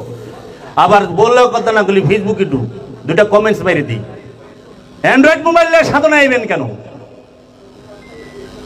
আপনার কি ওই ক্ষমতা হইছে যে এই টাচ মোবাইল হাতে থাকা সত্ত্বেও আমি এটা থেকে বিরত থাকুন? না। এলে আমি একটা ওয়াজে কইছিলাম, শাহসুফি শব্দের অর্থ হইল সৃষ্টি যার কথা শুনে, সমস্ত আসমান জমিনের গাছপালা তরুলতা পাহাড় পর্বত জীব জানোয়ার সব কথা শুনবো, খালি মানুষটা বাদে, জিনটা বাদে। শাহসুফিকের কথা জিন ইনসানে কম শুনে, সৃষ্টি শুনে, কারণ ওই সৃষ্টিরা তৌহিদে বাস করে, আর শাহসুফি হচ্ছে তৌহিদ পরিচালনা করে। এর জন্য সমস্ত সৃষ্টি তো শাহসুফির কথা শুনে। ওখানে আমার টংটংই তো আমার কথা শুনে না, কিন্তু আমি শাহসুফি। আপনাকে টং টং কথা শুনে আপনাকে না? ওরে বাবা, আল্লাহ শাহরগের কাছে থাকে। শাহরগের খবর লন, কোনটা শাহরগ? শাহরগের খবর গুলো অনেকেই জানেন না। যেই রোগের মধ্যে কোনো প্রকার কিচ্ছু থাকবো না, ওইটি শাহরগ। খবরদার, সাধনা করেন। সাধনার মধ্যে কোনো প্রকার যে কারো সাথে যা কথা আলোচনার প্রয়োজন পড়ে না। নিজের সাথে নিজে আলোচনা করুন। আলোচনার মন চাইলে বাবা জাহাঙ্গীরে ডাকুম, বেদম বাবারে ডাকুম, বেদম বাবার লগে আলোচনা করুন। বেদম বাবা আইব তো ডাকলে, বাবা জাহাঙ্গীর আসবে তো, অবশ্যই আসবে। কে কয় আসবো না? সারাক্ষণ কথা কইব, থামায় পারবেন না। দয়াল ছাড়া কিছুই হবে না। এই হাত আমার না, বাবা বেদম ওয়ারসি। এই হাত দিয়ে আমি ধরি না, বাবা বেদম ওয়ারসি ধরে। এই হাত দিয়া আমি দেই না, বাবা বেদম ওয়ারসি দেয়। এই হাতে আমি নেই না, বাবা বেদম ওয়ারসি নেয়। এই হাত আমার না। বাবা জাহাঙ্গীর বলছে এইভাবে সাধনা করো যে একটা ভিক্ষুককে যদি তুমি কোনো কিছু দিয়ে দাও, যেরকম জীবনে কোনো এইটা ফেরত নেওয়া যায় না, ফেরত চাওয়াও যায় না, ঠিক তোমার এই হাত দুইটাকে তোমার মুর্শিদকে দান করে দাও। এই হাত আর বইল না যে এই হাত আমার, এটা বাবা জাহাঙ্গীরের হাত, এটা বাবা বেদম ওয়ারসির হাত। যেই দিন হৃদয় থেকে মাইনা নিতে পারো, বাবা জাহাঙ্গীর বলছে খোদার কসম, এই হাতে যদি কেউ বাড়ি দেয়, ওই বাড়িটা যায় বাবা বেদম ওয়ারসির হাতে লাগবো, ওই বাড়িটা যায় বাবা জাহাঙ্গীরের হাতে লাগবো, ওই বাড়িটা যায় সুরেশ্বরীর হাতে লাগবো, ওই বাড়িটা যায় শাহ সুফি ফতে আলী ওয়াইসির হাতে লাগবে। যাইতে যাইতে মাওলা আলীর হাতে লাগবে, মহানবীর হাতে লাগবে। মহানবীর হাতে বাড়ি লাগা মানে স্বয়ং আল্লাহর হাতে বাড়ি লাগা। তখন আর আল্লাহ ছাড়ে না, আল্লাহ নিজে তার শত্রু হয়ে যায়। যুদ্ধ ঘোষণা করে। এইভাবে এই পা দুইটা আমার না, এই পা দিয়ে আমি হাঁটি না, আমার বাবা বেদম ওয়ারসি হাঁটে, আমার বাবা জাহাঙ্গীর হাঁটে। এই পা দিয়ে আমি দাঁড়ায় রই নাই, আমার মুর্শেদ দাঁড়ায় রয়েছে। এই পা দিয়ে আমি দৌড়াই না, আমার মুর্শেদ দৌড়ায়। এই পা দিয়ে আমি কোনো কিছু সরাই না, আমার মুর্শেদ ছড়ায়। এই পা বাবা জাহাঙ্গীরের হয়ে যাইব। এই চোখ দিয়ে আমি দেখি না, আমার বাবা জাহাঙ্গীর দেখে। এই চোখ দিয়ে আমি কাঁদি না, আমার বাবা জাহাঙ্গীর কাঁদে। এই চোখ দিয়ে আমি পলক ফালাই না, আমার বাবা জাহাঙ্গীর ফালায়, আমার বাবা বেদমে ফালায়। এই চোখের মধ্যে আমার মুর্শিদ বিরাজমান। আমি চোখ দিয়ে শুধু আমার মুর্শিদের চেহারা দেখি, আমি তোমাকে দেখি না, আমি আমার মুর্শিদকে দেখি। প্রতিটা মানুষের চেহারার মধ্যে আমার মুর্শিদ বৈশা রয়েছে, প্রতিটা স্থানে আমার মুর্শিদ বৈশা রয়েছে, প্রতিটা পাতার মধ্যে আমার মুর্শিদ বৈশা রয়েছে।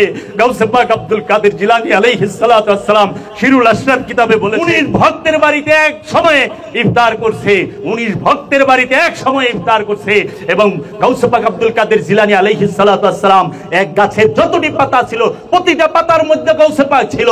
কিন্তু বিশ্বাস করেন, যে দেখছে সে এমন ধ্যানের চরম রাজ্যে ছিল, ওই ভক্ত, ওই মুরিদ, যে সে ওই গাছের প্রতিটা পাতাই বাবা আব্দুল কাদের জিলানী আলাইহিস সালাতু ওয়াস সালামকে দেখছে। এইটা বাবা আব্দুল কাদের জিলানী আলাইহিস সালাতু ওয়াস সালাম ছিল কোথায়? ওই ভক্তের দৃষ্টির মধ্যে। সে যেইখানে চায় ওইখানেই আব্দুল কাদের দাঁড়ায় রয়েছে, আব্দুল কাদের বৈশা রয়েছে। এইভাবে আমি শুনি না, আমার বাবা শুনে। এই কান দিয়ে আমি শুনি না, বাবা জাহাঙ্গীর শুনে। যদি বাবা জাহাঙ্গীর শুনে, কুল কাইয়্যিনাত শুনে, বাবা জাহাঙ্গীর কুল কাইয়্যিনাতের সমস্ত শব্দ শুনে, সবার ডাক শুনে, আমি শুনি না। আমি আপনার মানুষের ডাক শুনি, বাহিরের শব্দ শুনি, আমি ভেতরের শব্দ শুনি না। এই নাক দিয়ে আমি নিঃশ্বাস নেই না, বাবা জাহাঙ্গীর নেয়। এই নাক দিয়ে আমি গ্রাণ নেই না, বাবা জাহাঙ্গীর গ্রাণ নেয়। এই মুখ দিয়ে আমি খাই না, বাবা জাহাঙ্গীর খায়। এই মুখে স্বাদ আমার না, বাবা জাহাঙ্গীরের। আমি হাসি না, বাবা জাহাঙ্গীর হাসে। আমি বলি না, বাবা জাহাঙ্গীর বলে। এইভাবে সাধনাগুলা কইরা দেখেন, বাবা জাহাঙ্গীর বলছে হাত পা আয়না হয়ে যাবে, তোমার হাত পা আয়না হয়ে যাবে। ওজিফা পড়বা কিন্তু ধ্যান রাইখা, মুর্শিদকে মাকামে মাহমুদায় দুই ভুরুর মিলন স্থলে রেখে, মুর্শিদের চেহারা মুবারক তাসাব্বুরে এবং নিরিকে রেখে এই ধ্যান করতে হয়। এই শিক্ষা জগতের বুকে একমাত্র এই ভারতবর্ষের মধ্যে বাংলার জমিনে বাবা জাহাঙ্গীর এবং বাবা বেদম ওয়ারসি দিছে, আর কেউ দেয় নাই। অনুষ্ঠান শিখছেন কিন্তু সাধনা শিখেন নাই। সাধনা অন্য জিনিস। কাহা এ তাজা তখ্ত আর কাহা এ গুলামি। বাবা বেদম ওয়ারসি শাহেনশার শাহেনশাহ, ওলিদের বাদশাহ। বাবা জাহাঙ্গীরের বাপের বাপ, বাবা জাহাঙ্গীরের বাপ হচ্ছে বেদম ওয়ারসি। আমি বলি নাই, বাবা জাহাঙ্গীর বলছে। একজন আমারে জিজ্ঞাইতেছে, বাবা জাহাঙ্গীরের এই জায়গায় কারে রেখে গেছে গদিনিশীল? আমাকে বাবা জাহাঙ্গীরের আব্বারে রাখছে। বাবা জাহাঙ্গীর বলছে, আমার বাপ হইল বেদম ওয়ারসি। বাবা জাহাঙ্গীরের আসেন বসেন, অবশ্যই বেদম বাবা সেই শিক্ষা দিবে।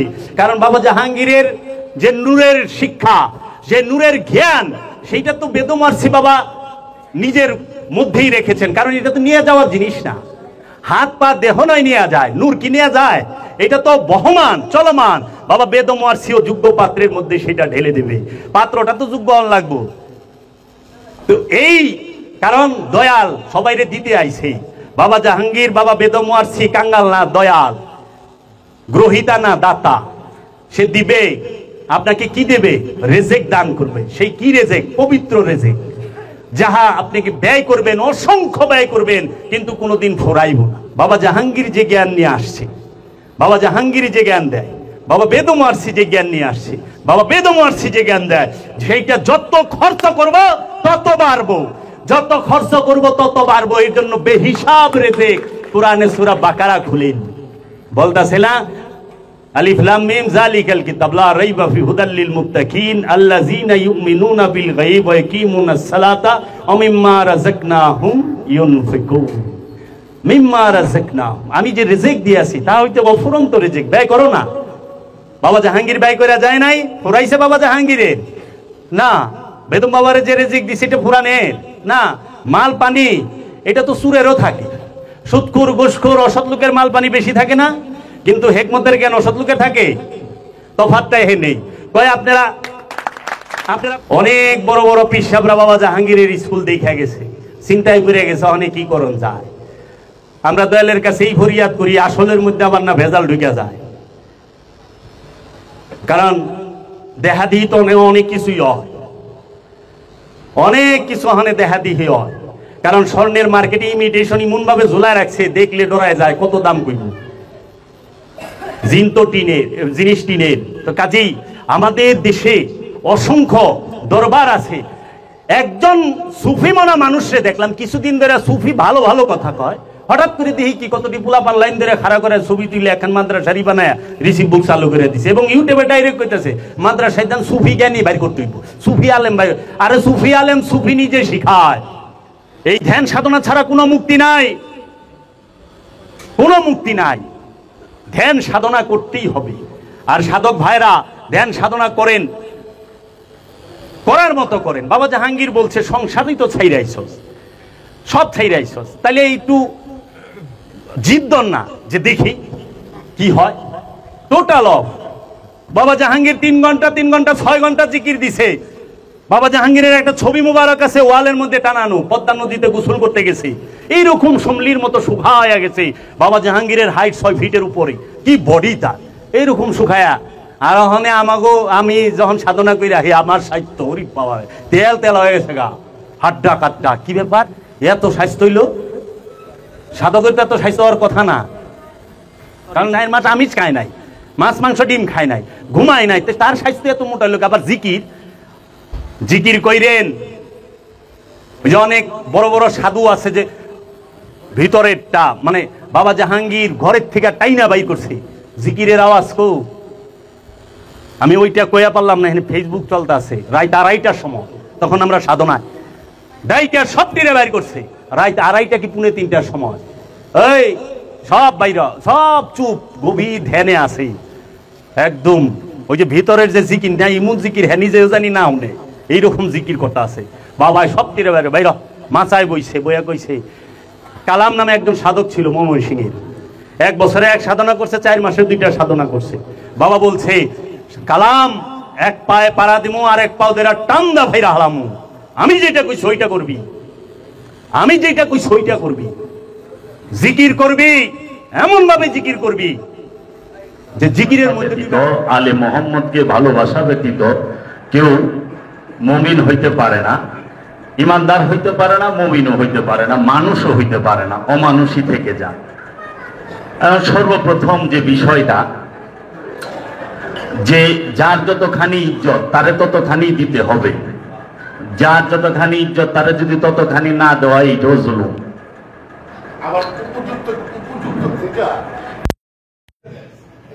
এইটাও জুলুম। আবার সিংহের পিঠে বান্দর অনেক ঘোরাফেরা করে, একটা ফেসবুকে দেখলাম, আমিও শেয়ার করছি, সিংহের পিঠে বান্দর ঠেঙ্গের উপরে ঠেঙ্গা বলে দিচ্ছে। বর্তমান সমাজ হইল এই হাত, জ্ঞানী বৈশা থাকবো, মূর্খর আলোচনা করবো, এইটা হলো বর্তমান সমাজ। জ্ঞানী চুপ করে বয়ে থাকতে হবে, কারণ তার অপরাধ, সে কেন জ্ঞানী হয়েছে। এইটাই বর্তমানে জ্ঞানীরা বয়ে থাকে, মূর্খ হয় মাইক লাগায় আলোচনা করে। সর্বপ্রথম আমরা যে বিষয়টা নিয়ে আলোচনা করি, 10ই মুহররম কারবালা। সর্বপ্রথম যে বিষয়টা আসে সেটা হলো কারবালাটা হইল কেন, কি কারণে কারবালা হইল। আমি কারবালা নিয়ে, কারবালার 2টা দিক আছে, একটা হইল বাহ্যিক দিক, একটা ভিতরের দিক, একটা প্রেমের দিক, একটা যুক্তির দিক। আপনি কোন দিকের আলোচনা শুনবেন? আপনি কি যুক্তির আলোচনা শুনবেন না প্রেমের আলোচনা শুনবেন? তাহলে যদি প্রেমে যায় তাহলে এক কথাই শেষ, এক কথাই শেষ। আর যদি যুক্তি, তাহলে যুক্তির পরে যুক্তি। যে একটা কথা বলেছে না, যুক্তির পিছনেও যুক্তি আছে, কারণের পিছনেও কারণ আছে। আর প্রেম বললে একটা, সেইটা রাব্বুল আলামিন চাইছে মাওলা হুসাইন কারবালায় শাহাদাত বরণ করবে, মহানবী চাইছে মাওলা হুসাইন কারবালায় শাহাদাত বরণ করবে, মাওলা আলী চাইছে কারবালায় শাহাদাত বরণ করবে, মা ফাতেমাতুজ জাহরা চাইছে কারবালায় মাওলা হুসাইন শাহাদাত বরণ করবে। এই মাসুকের ইচ্ছাকে আশেক সে পূর্ণতা দেওয়ার জন্য নিজে আত্মহতি দিছে এবং সমস্ত আলকে, পরিবারকে নিয়ে সে শাহাদাত বরণ করে আনিছে। কারণ মাসুকের ইচ্ছা যে আমি যাই, মাসুকের ইচ্ছা। আর যখন আমি যুক্তিতে আলোচনা করুম তখন তো বিশাল। আর প্রেম, আমি কি প্রেম করব? আমি তো প্রেম জানি না, আর আমি প্রেম সম্পর্কে কিছু বুঝি না। আমি প্রেমিক না, আমি প্রেম জানি না, কিন্তু আমি প্রেমিক দেখছি। আমি প্রেমিক দেখছি, আমি বাবা জাহাঙ্গীরকে দেখছি, আমি বাবা জাহাঙ্গীরকে দেখছি, বাবা জাহাঙ্গীর প্রেমিক। যে বাবা জাহাঙ্গীর নিজে কারবালার মুখোমুখি হয়েছে, বাবা জাহাঙ্গীরের সমস্ত কিছু এই এজিদের দলেরা জ্বালায় পোড়ায় দিছে, পরনের কাপড় পর্যন্ত রাখে না এই এজিদের দলেরা। সেই তো মাওলা হুসাইনের প্রেমী। বাবা জাহাঙ্গীর কোরআনুল মাজিদের এক জায়গায় বলছে এবং বাবা জাহাঙ্গীরের কিতাবে বলছে, বিশ্বাস করো, তোমরা জানিয়া রাখো, যদি মাওলা হুসাইন, মাওলা হাসান, মা ফাতেমাতুজ জাহরা, মাওলা আলীকে এবং মহানবীকে ভালোবাসতে যায়া শিয়া অপবাদ নিতে হয়, বিশ্বাস করো খোদার কসম, বাবা জাহাঙ্গীরের থেকে বড় শিয়া পৃথিবীর জগতে নাই। বাবা জাহাঙ্গীর পৃথিবীর সর্বশ্রেষ্ঠ শিয়া উপাধি নিবে মুহাম্মদ সাল্লাল্লাহু আলাইহি ওয়াসাল্লামকে ভালোবাসার কারণে, আলে মুহাম্মদকে ভালোবাসার কারণে। কারণ ইমানের ভিত্তি হচ্ছে আলে মুহাম্মদ, ইমানের ভিত্তি হচ্ছে মহানবী। মহানবীর প্রতি যদি ভালোবাসা না থাকে, আলে মোহাম্মদের প্রতি যদি ভালোবাসা না থাকে, তো কিসের ইমান হইল? আপনি তো ওই রকম ইমানদার হইবেন, নর্তকীর পোলার মতো ইমানদার। আরবের সেরা নর্তকী ছিল হিন্দা। ওখানে বাল্লি ড্যান্স দেখেন না, একটু নাম করে দিলাম, ইউটিউবে যাইবেন, যাইয়া খোঁচা দিবেন, লিখবেন বাল্লি ড্যান্স, দেখবেন কেমনে নাচে। জাজিরাতুল আরবের ওই বাল্লি ড্যান্স সবচেয়ে বড় নর্তকী ছিল এই হিন্দা। আর এই হিন্দার পোলা হইল মাবিয়া। মাবিয়া, এই মাবিয়াই সমস্ত কিছু করেছে। একটু যদি তোলা হয় তার পোল, আমরা এইটুকুই জানি না মহানবীর ফ্যামিলি ব্যাকগ্রাউন্ড, মুসলমান দাবি করি, আমরা এইটুকুই জানি না আবু জাহেলের ফ্যামিলি ব্যাকগ্রাউন্ড। আবু জাহেলের বংশধর কে? কারবালায় কারা দাঁড়াইছে? কে দাঁড়াইছে? মহানবী বলেছেন, মক্কা বিজয়ের আগের সাহাবা এবং মক্কা বিজয়ের পরের সাহাবারা কখনোই সমান নয়, বরাবর নয়, এক নয়। কারণ মক্কা বিজয়ের আগের যে সাহাবা, তারা মহানবীর দ্বীনের জন্য, ইসলামের জন্য, মহানবীর জন্য জীবন প্রাণ বাজি লাগায়া মহানবীর সাথে সঙ্গ দিছে, যুদ্ধ করছে। আর মক্কা বিজয়ের পরে সাহাবারা মহানবীর বংশের কল্লা কাটছে। আপনি যা দেখেন কারবালায় যেটি দাঁড়ায় রয়েছে, সবটি মক্কা বিজয়ের পরে সাহাবী। গবেষণা করেন, যা দেখেন মক্কা বিজয়ের পরে। কারণ মক্কা বিজয়ের পরে এই আবু সুফিয়ান, এই মবিয়া, এই মারওয়ান, এই আবুল হেকাম, এই 14 গোষ্ঠী, এরা ইসলামে প্রবেশ করে জান বাঁচানোর জন্য। একটা ছোট্ট পয়েন্ট দেই, কারবালার আলোচনা করব বাংলার জমিনে না, সারা বিশ্বের মধ্যে যদি কারবালা নিয়ে জানতে চায়, সে ফকুরনি দরবারে আসবে। বাবা জাহাঙ্গীরের দর্শন থেকে বলা হবে, আপনিও বলবেন, আপনাকেও ফলোর দেওয়া হবে। আপনি যুক্তি দেবেন, আমিও যুক্তি দিব। আপনি প্রেমের কথা বলবেন, আমিও প্রেমের কথা বলুন। তখন আপনিই বলবেন যে কোনটা সত্য, কোনটা মিথ্যা। কারবালা কবে হইল? 10ই মুহররম। 10ই মুহররমের দিন কিন্তু ঘটনা শেষ, মানে শাহাদাত শেষ। সূর্য ডোবার আগেই ইমাম হোসেন আলাইহিস সালামের শাহাদাত শেষ। কারবালার আগের, মুহররমের আগের মাসের নাম কি? জিলহজ। মানে আরবি বছরের শেষের মাসের নাম হচ্ছে জিলহজ মাস।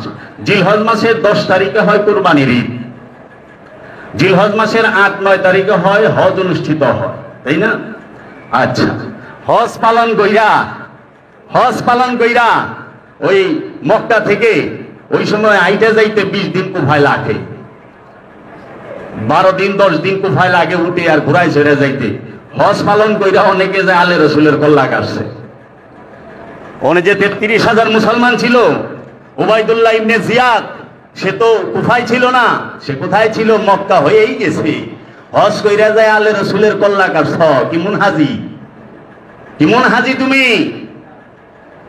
আজকে জানে না এজিদ শেখে আগে শয়তানের পরে। বাবা জাহাঙ্গীর বলছে, যদি ইসলামের আপনি কিছু জানতে চান, একটা ভাষা শিখতে গেলে যেরকম অক্ষর পরিচয় জানতে হয়, ইসলামের কিছু শিখতে হইলে সর্বপ্রথম আপনার শয়তানের পরিচয় জানতে হইব।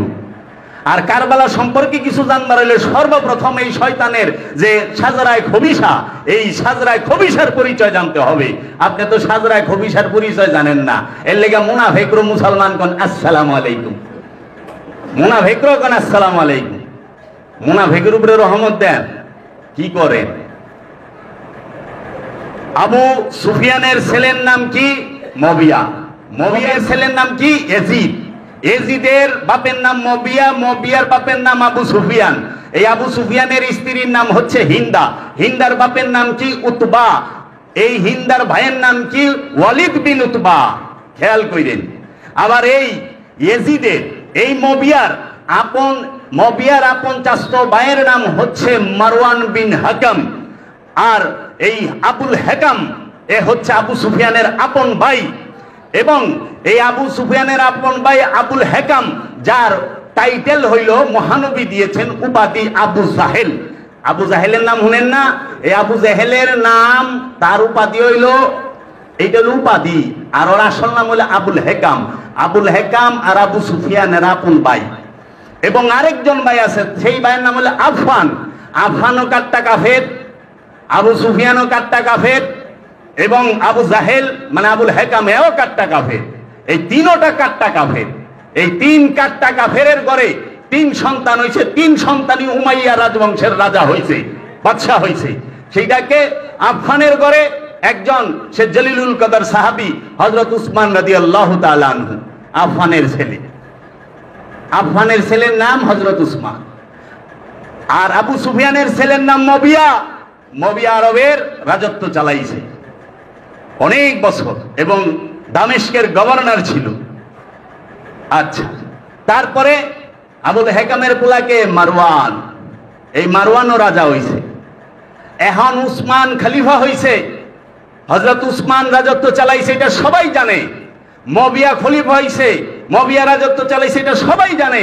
কিন্তু আবু জাহিলের পোলা যে রাজা হইছে, মুসলিম জাহানের খলিফা হইছে, মুসলিম জাহানের রাজা হইছে, এইটা 100 জন মুসলমানের মধ্যে 98 জন মুসলমান জানে না, এমনকি মসজিদের মোল্লা পর্যন্ত জানে না। যে সবচেয়ে বড় সর্বনাশ করছে ইসলামের 1 নম্বরে এই মবিয়ার পোলা ইয়াজিদে, আর 2 নম্বর সবচেয়ে বড় সর্বনাশ করছে এই আবু জাহেলের পোলা মারওয়ান এবং মারওয়ানের বংশে। এবং উমাইয়া রাজবংশ যে ক্ষমতা চালাইছে, এটা মারওয়ানের বংশ, আবু জাহিলার বংশ। আবু জাহিলার ধর্ম পালন কইরা কত বড় মুমিন হইবেন আপনি? আপনি তো আবু জাহিলার বংশের ধর্ম করেন, আবু জাহিলার বংশের ধর্ম করেন, এর জন্যই দায়মি সালাত গায়েব, দায়মি সালাত রাখে নাই, মেডিটেশন নাই, যে মুরাকাবা মহানবী করছে। তাহলে ওয়ালিদ বিন উতবাকে মদিনার গভর্নর বানাইছে কে? মবিয়া, মবিয়ার আপন মামু। আরবের 6টা বীর শ্রেষ্ঠ কাফেরা ছিল, মানে সবচেয়ে বাঘা বাঘা বীর। কারবালা হওয়ার কারণ কি? কারবালা কি অ্যাক্সিডেন্ট? না, ওই মবিয়ার 5টা গোলামেরা, এজিদের 5টা গোলামেরা মারওয়ানের চাঞ্চারা কইব যে এটা একটা হাদসা, এটা একটা অ্যাক্সিডেন্ট। কখনো না, কারবালা পরিকল্পিত। ইমামে হুসাইন আলাইহিস সালাতু ওয়াস সালামের শাহাদাত পরিকল্পিত, এবং এই পরিকল্পনা অনেক আগে থেকে চলতেছে, কিন্তু কোনোভাবেই হচ্ছে না। কারবালায় যায় সেটা ঘটায় ফেলাইছে। কিভাবে? মহানবী যখন এই পৃথিবীর বুকে আগমন করেন, ওই সময় কাবার শাসনকর্তা ছিল মহানবীর দাদা খাদিমুল হারামাইন ইমাম আব্দুল মুত্তালিব। ইমাম আব্দুল মুত্তালিব আলাইহিস সালাতু ওয়াস সালাম, উনি ছিলেন কাবার শাসনকর্তা ওই অঞ্চলে। ওনার সাথে কোনোভাবেই এই মবিয়া, এই আবু সুফিয়ান, এই আফফান এবং এই আবু জাহেলের বাপে পারত না, এবং এরাও পারে নাই। প্রতিযোগিতা অন্ধিকা। মহানবীর আগমনের পরে যখন মহানবীর দাদা ইন্তেকাল করলো, সেই শাসনকর্তাকে হইল মাওলা আলীর বাবা ইমাম আবু তালিব আলাইহিস সালাতু ওয়াস সালাম। মাওলা আলীর বাবা শাসনকর্তা হইল মক্কার। তখনও মাওলা আলীর বাবার লগে এই দ্বন্দ্ব। এরা কিন্তু আবার দূরের কেউ না, এরা কুরাইশ বংশেরই চাচতো ভাই। ইমাম আবু তালিব আলাইহিস সালাতু ওয়াস সালামের চাচতো চাচার পোলা এরা। এই আবু জাহেল, আবুল হেকাম। আবু জাহেল কিন্তু ওই সময় আরবের সবচেয়ে বড় জ্ঞানী, এর জন্য ওনার নাম হচ্ছিল আবুল হেকাম। হেকাম মানে হেকমত মানে জ্ঞান, আবু মানে পিতা, হেকমতের পিতা, এই জ্ঞানের পিতা। তার অহংকার ছিল, এর জন্য মারওয়ান সেও শিক্ষিত, এর লিগে ক্রিটিক্যাল ব্রেন, তার ক্রিমিনালি ব্রেন খুব ডেঞ্জারাস রাজনীতি। বাবা জাহাঙ্গীরের কিতাবে লেখছে এই মারওয়ান হচ্ছে মানুষের সুরতে একটি জানোয়ার শিয়াল পণ্ডিত, মানুষের সুরতে শিয়ালের পণ্ডিত এইটা। এবং এইটি জাক্কুম গাছের ফল, জাক্কুম না, জাহান্নামের যে জাক্কুম ফল আছে না, জাক্কুম গাছ, এই জাক্কুম গাছ এইটাই খুব ডেঞ্জারাস ম্যান। এবং এই মারওয়ানি হযরত উসমানের ক্ষমতার সময় প্রধানমন্ত্রী ছিল হযরত উসমানের।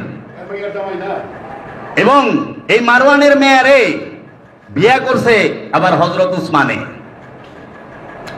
আরে ঝামেলা সব। আবার এই মারওয়ানে উম্মুল মুমিনিন হযরত আয়েশা রাদিয়াল্লাহু তাআলা আনহুকে শাহাদাত করছে চক্রান্ত কইরা। মৌলভী সাহেবরা তো মা আয়েশা শাহাদাত হইছে এটা কয় না, খুন হইছে, খুন কে করছে? মারওয়ানে। মারওয়ান যদি সাহাবী হয়, সাহাবী হইয়া উম্মুল মুমিনিনের খুন করে কেমনে? কেমনে খুন করে? আচ্ছা গেল। এই যে মারওয়ানের বংশ, এরা কি করলো? মহানবীর চাচা ইমাম আবু তালেব আলাইহিস সালাতু ওয়াস সালাম যখন ক্ষমতায়, তখন তারা পারতেছে না গ্যাপটা কোন হানে এহেন আহেন। মহানবী মাওলা আলীর বাবা উফাতের আগ পর্যন্ত তো সে কাবারই খাদেম ছিল। মহানবী মাওলা আলীর বাবা উফাতের পরে এখন কাবার খাদেম কে হইল? এখন কাবার খাদেম কে হইল বলেন? কাবার শাসনকর্তা কে হইল? যুক্তিটা হইল এইখানে, পয়েন্ট এখানে। ওই যে আদালতে কয় না উকিলে যে point is noted, point to be noted, note কইরেন এটা, যে মহানবী যখন মক্কা থেকে মেরাজ করে হিজরত করে মদিনায় গেল, ওই সময় মহানবী মেরাজে যাওয়ার আগে, মানে মহানবীর 51 বছর বয়সেই ইমাম আবু তালেব আলাইহিস সালাতু ওয়াস সালাম সে কি করলো? ইন্তেকাল করলো, পর্দা করলো। এই মহানবী মেরাজে গেল, মেরাজ থেকে আসার পরে মক্কা বিজয় করলো। তাহলে মেরাজের পরে থেকে মক্কা বিজয়ের আগ পর্যন্ত কাবার শাসনকর্তা কে ছিল? খুঁজা বাইর করেন একটু। জ্ঞানী মহলের কাছে একটু প্রশ্ন রাখলাম, কে শাসন করছে? একটা বিশাল সময় না?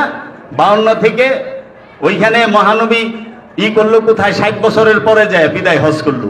তাহলে 8 বছর, মিনিমাম 8 থেকে 9 বছর কাবা শাসন কে করলো? মহানবী তো মদিনায় চলে গেছে সপরিবারে সবাই। কেউ এত বছর হজ হয় নাই? কাফেরারাও কাবা তোয়াফ করে। কাবা তোয়াফ যে খালি মুসলমান ইমানদার আর মুমিনেরা করে তা করলে না, কাফেরেরা করে। তাহলে 8 বছর কে ক্ষমতায় গেলে? এটা মৌলানা সাহেব আর এই যে বড় বড় ইসলামিক চিন্তাবিদ যাগো পাসপোর্টই নাই, আন্তর্জাতিক খ্যাতি সম্পূর্ণ, এগো কাছে প্রশ্ন রাখলাম। বেড়া মার্কা মাতার কাছে কি প্রশ্ন রাখলাম? এগো কাছে যে এইটুক বাইর করে দিবেন এই সময়। আহেন আলা মাওলা হুসাইন, মহানবী যখন উফাত লাভ করে, মাওলা হুসাইনের বয়স কত? মাত্র 7 বছর। কেউ কইছে 7.5, কেউ কইছে 6.5, 6.5, 7, 7.5। মাওলা হাসান 1 বছরের বড় ওই সময়। তখন মা ফাতেমার বয়স কত? মহানবীর একমাত্র নূরের যে কন্যা, যিনি সৈয়দাতুন নেসা, যিনি বুতুল, তার বয়স কত? আজ পর্যন্ত মুসলমান সমাজ এইটাই জানে না। বিশেষ করে আমাগো মা বোনেরা, নারীকুলের সর্দারিনী মা ফাতেমাতুজ জোহরা হবে না? তো মা ফাতেমাতুজ জোহরা পৃথিবীতে কবে আগমন করছে 99% নারী জানে না। আর এটা হ্যাঁ জানানোর দরকার নাই, হেরা খালি কার বাড়িতে কি করলো ওইটা জানবো।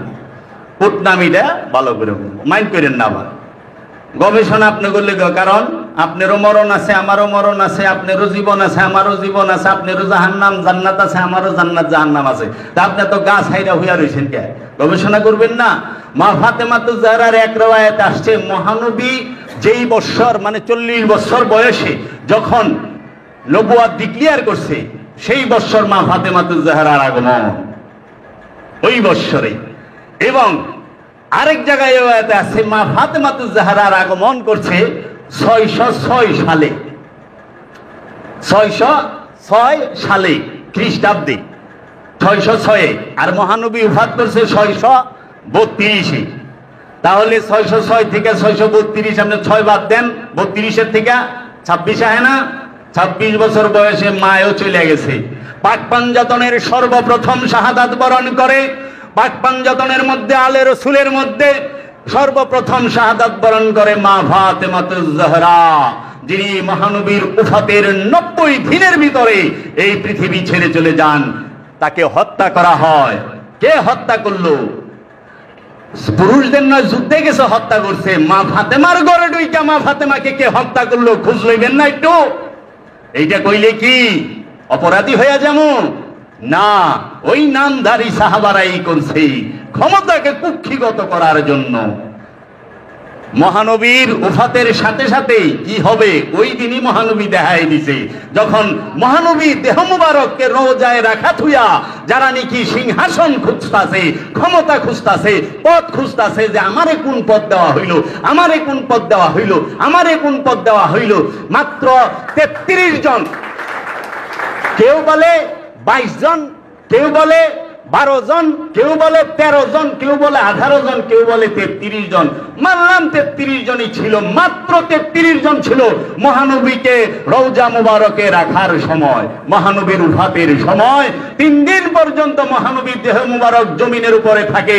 3 দিন পরে যখন মহানবীকে রাখতে যায়, মাত্র এই 22 থেকে এই 33, এই কয়জন ছিল? ওই সময় মদিনার জনসংখ্যা ছিল 40,000, মদিনার মানুষই ছিল 40,000। আর গাদিরে ঘুমে মহানবী ভাষণ দিছে বিদায় 1,29,000, মানে 1.25 লাখ। 1.25 লাখের থেকে মাত্র 26 জন আটটি গেল। তারা কই গেল? মাওলা আলী একটা আজকে বইলা দেই, যাই না রাখেন, মহানবীর দাফনের সময়, মহানবীকে রওজায় রাখার সময় যারা যারা ছিল না, মাওলা আলী জীবনও কোনোদিন তাদের জানাজার নামাজও যায় নাই, তারা মরছে পরে দেখবারও যায় নাই। আজ পর্যন্ত কেউ কিতাব থেকে দেখাই পারবো না। কিন্তু হযরত সালমান ফার্সি ছিল, সেই ইরানে সালমান ফার্সিকে রাখার জন্য মাওলা আলী মদিনা থেকে চলে গেছে। কিন্তু ঘরের কোনায় এক সাহাবী আরেক সাহাবীকে হত্যা করছে। হযরত উসমান রাদিয়াল্লাহু তাআলা আনহুকে হত্যা কইরা মদিনা জান্নাতুল বাকির পাশে খ্রিস্টানদের একটা কবরস্থান ছিল, সেই কবরস্থানের মধ্যে ফালায় রাখছিল। 3 দিন পর্যন্ত জানাজাও দিবার দেয় নাই। ওই সময় এত কড়াকড়ি ছিল। কে মারলো? এক সাহাবীরে আরেক সাহাবী, উনি তো খলিফা, আবার উনি জিন্নুরাই, তাহলে সে কি ইমানদার থাকে? মারছে, হত্যা করছে। তারা মসজিদে নববীর মিম্বর দখল করে রাখছে। মসজিদে নববীতে 1 রাকাত নামাজ পড়লে 50,000 রাকাতের সওয়াব পাওয়া যায়। কোন সাহাবী যায় না নামাজ পড়বা ওই 4 দিন। সাহাবীরা জানে না 1 রাকাত পড়লে 50,000 রাকাতের সওয়াব, কিন্তু এরা এটা জানে যে ইমাম যদি গলত হয় তো সওয়াব তৈবই না, আরো গুনাহ হওয়ার চান্স আছে। এর লেগে মসজিদ বড় দেখে লাভ নাই, আগে ইমাম দেখেন ইমাম কি। ইমাম যদি থাকে ও হবে, নামাজ হইব না, সওয়াব হইব না। কারণ ও তো নবীরে মানে না, ও তো রাসূলরে মানে না। আল্লাহ কইছে আতি আল্লাহ আতি রাসূল, কুল ইন কুনতুম তুহিব্বুনাল্লাহ ফাত্তাবিউনি ইউহিব্বুকুমুল্লাহ ওয়া ইয়াগফিরু লাকুম যুনুবাকুম আল্লাহু গফুরুর রহিম। আল্লাহ রাব্বুল আলামিন কোরআনে বলতেছে, আমি তোমাদের কাছে, হে আমার হাবিব আপনি বলে দিন, আমি তোমাদের কাছে কিচ্ছু চাই না, আমি তোমাদের কাছে কিচ্ছু চাই না আমার নবুয়তের বিনিময়ে, আমি কিচ্ছু চাই না, শুধু একটা জিনিস তোমাদের কাছে চাই, মাওয়াদ্দাতা ফিল কুরবা, যে তোমরা আমার নিকটবর্তীদেরকে ভালোবাসো, মহব্বত করো, আলে রাসূলকে মহব্বত করো। এই মহব্বত ছাড়া উম্মতে মুহাম্মাদি তোমাদের কাছে আর আমি কিছু চাই না। এটা কোরআন। আবার মুবাহিলার আয়াতে বলতেছে, যাও তুমি তোমার ছেলেদেরকে নিয়ে আসো, আমি আমার ছেলেকে নিয়ে আসি। ওয়াবনা আনা ওয়াবনাকুম, আয়াতে মুবাহিলার মধ্যে, যাও আনা আবনা আনা, তোমার ছেলেকে নিয়ে আসো, আমি আমার ছেলেকে নিয়ে আসি।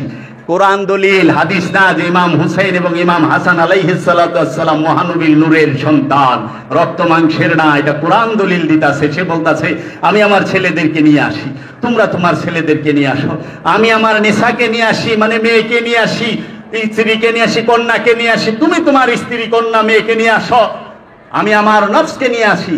ওয়া আনফুসানা ওয়া আনফুসাকুম, আনফুস নফসের বহুবচন, এই বর্ষের বহুবচন, নফস এক বচন, নফসের বহুবচন হচ্ছে আনফুস। এইটাও বাবা জাহাঙ্গীরের দয়ায় জানছি।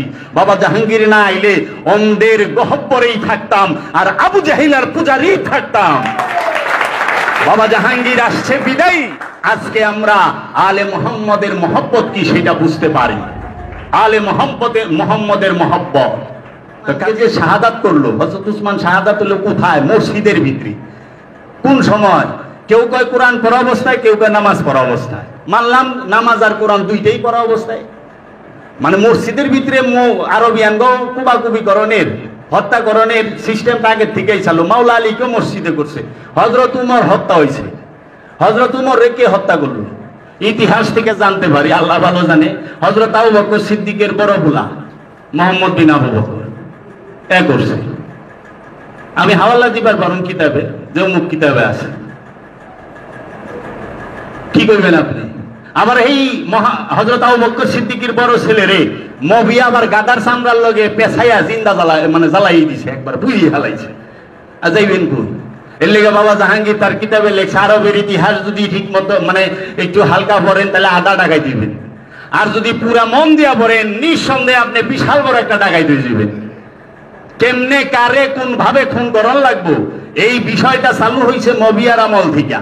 আর এই যত খুনাখুনি সবার পিছনে মবিয়া।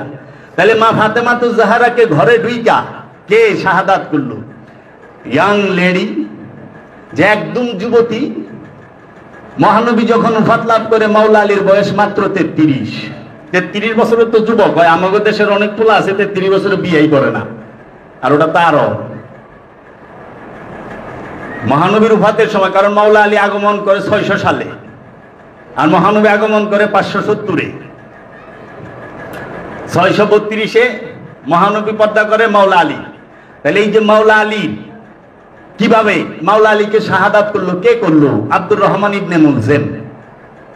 সে কে? সে কি ইহুদি? সে কি খ্রিস্টান? সাহাবাই কেরামদেরকে এবং পাক পাঞ্জাতনের সদস্যদেরকে, আলে মুহাম্মদকে হত্যা করছে কোন ইহুদিতে না, কোন খ্রিস্টানে না, কোন বৌদ্ধয় না, কোন তাওয়ে না, কোন মঙে না, কোন সেন্টু না, কোন শিখে না। কে করছে হত্যা? এই নামধারী মুনাফিক মুসলমানে। যারা নামধারী মুসলমান, কোনটা? ওই যে বাবাই কয় না তোমরা তো মা বাবার মিলনের মুসলমান। আমি খাস বাংলাটা কইয়া বললাম না।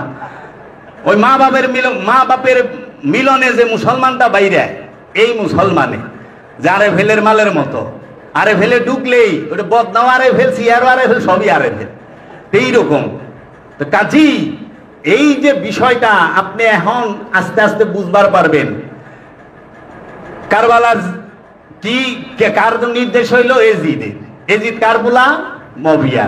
আচ্ছা, কারবালার জেনারেল কে ছিল? আমার উবাইদুল্লাহ ইবনে জিয়াদ। এই উবাইদুল্লাহ ইবনে জিয়াদকে আবু সুফিয়ানের জারর সন্তান, মবিয়া ক্ষমতা শক্তকরণের লেগা এই উবাইদুল্লাহ ইবনে জিয়াদরে ভাই স্বীকৃতি দেয়। আবু সুফিয়ানের জারর সন্তান বিচার হয়, পেটে আইছে পোলাপান একজন, বাপ খারায় গেছে 5টা। আমি বাপ, আমি বাপ, আমি বাপ, কেরারে বাপ। এর লেগা মাওলা আলী কইছে একদিন, মবিয়া মাওলা আলী রে কয়, আলী আমি তো, আমার তো সম্মান তুমি জানো, আমি হিন্দার ছেলে, আমি আবু সুফিয়ানের ছেলে, আমি আমির, আমার সম্পদের অভাব নাই, তোমার কি লাগবো?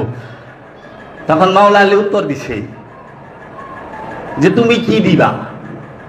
এটা আল বিদায় ওয়ান নিহায়ার মধ্যে পাইবে। তুমি কি দিবা? তোমার আছে কি? কি আছে তোমার? কৌতো কয় আমি হিন্দার ছেলে। আচ্ছা, আমি আবু সুফিয়ানের ছেলে। আচ্ছা, তারপরে শেষ তো তেল বনু, হ্যাঁ কুরাইশ বংশের। ঠিক আছে, কয় তোমার ভাই কি মোহাম্মদ? কয় না। মাওলা আলী কইতাছে তোমার ভাই কি মোহাম্মদ? না, আমার ভাই মোহাম্মদ সাল্লাল্লাহু আলাইহি। তোমার শ্বশুর কি মোহাম্মদ? না, আমার শ্বশুর মোহাম্মদ সাল্লাল্লাহু আলাইহি ওয়াসাল্লাম। তোমার স্ত্রী কি ফাতেমাতুজ জাহরা? না, আমার স্ত্রী মা ফাতেমাতুজ জাহরা। তোমার শাশুড়ি কি মা খাদিজাতুল কুবরা?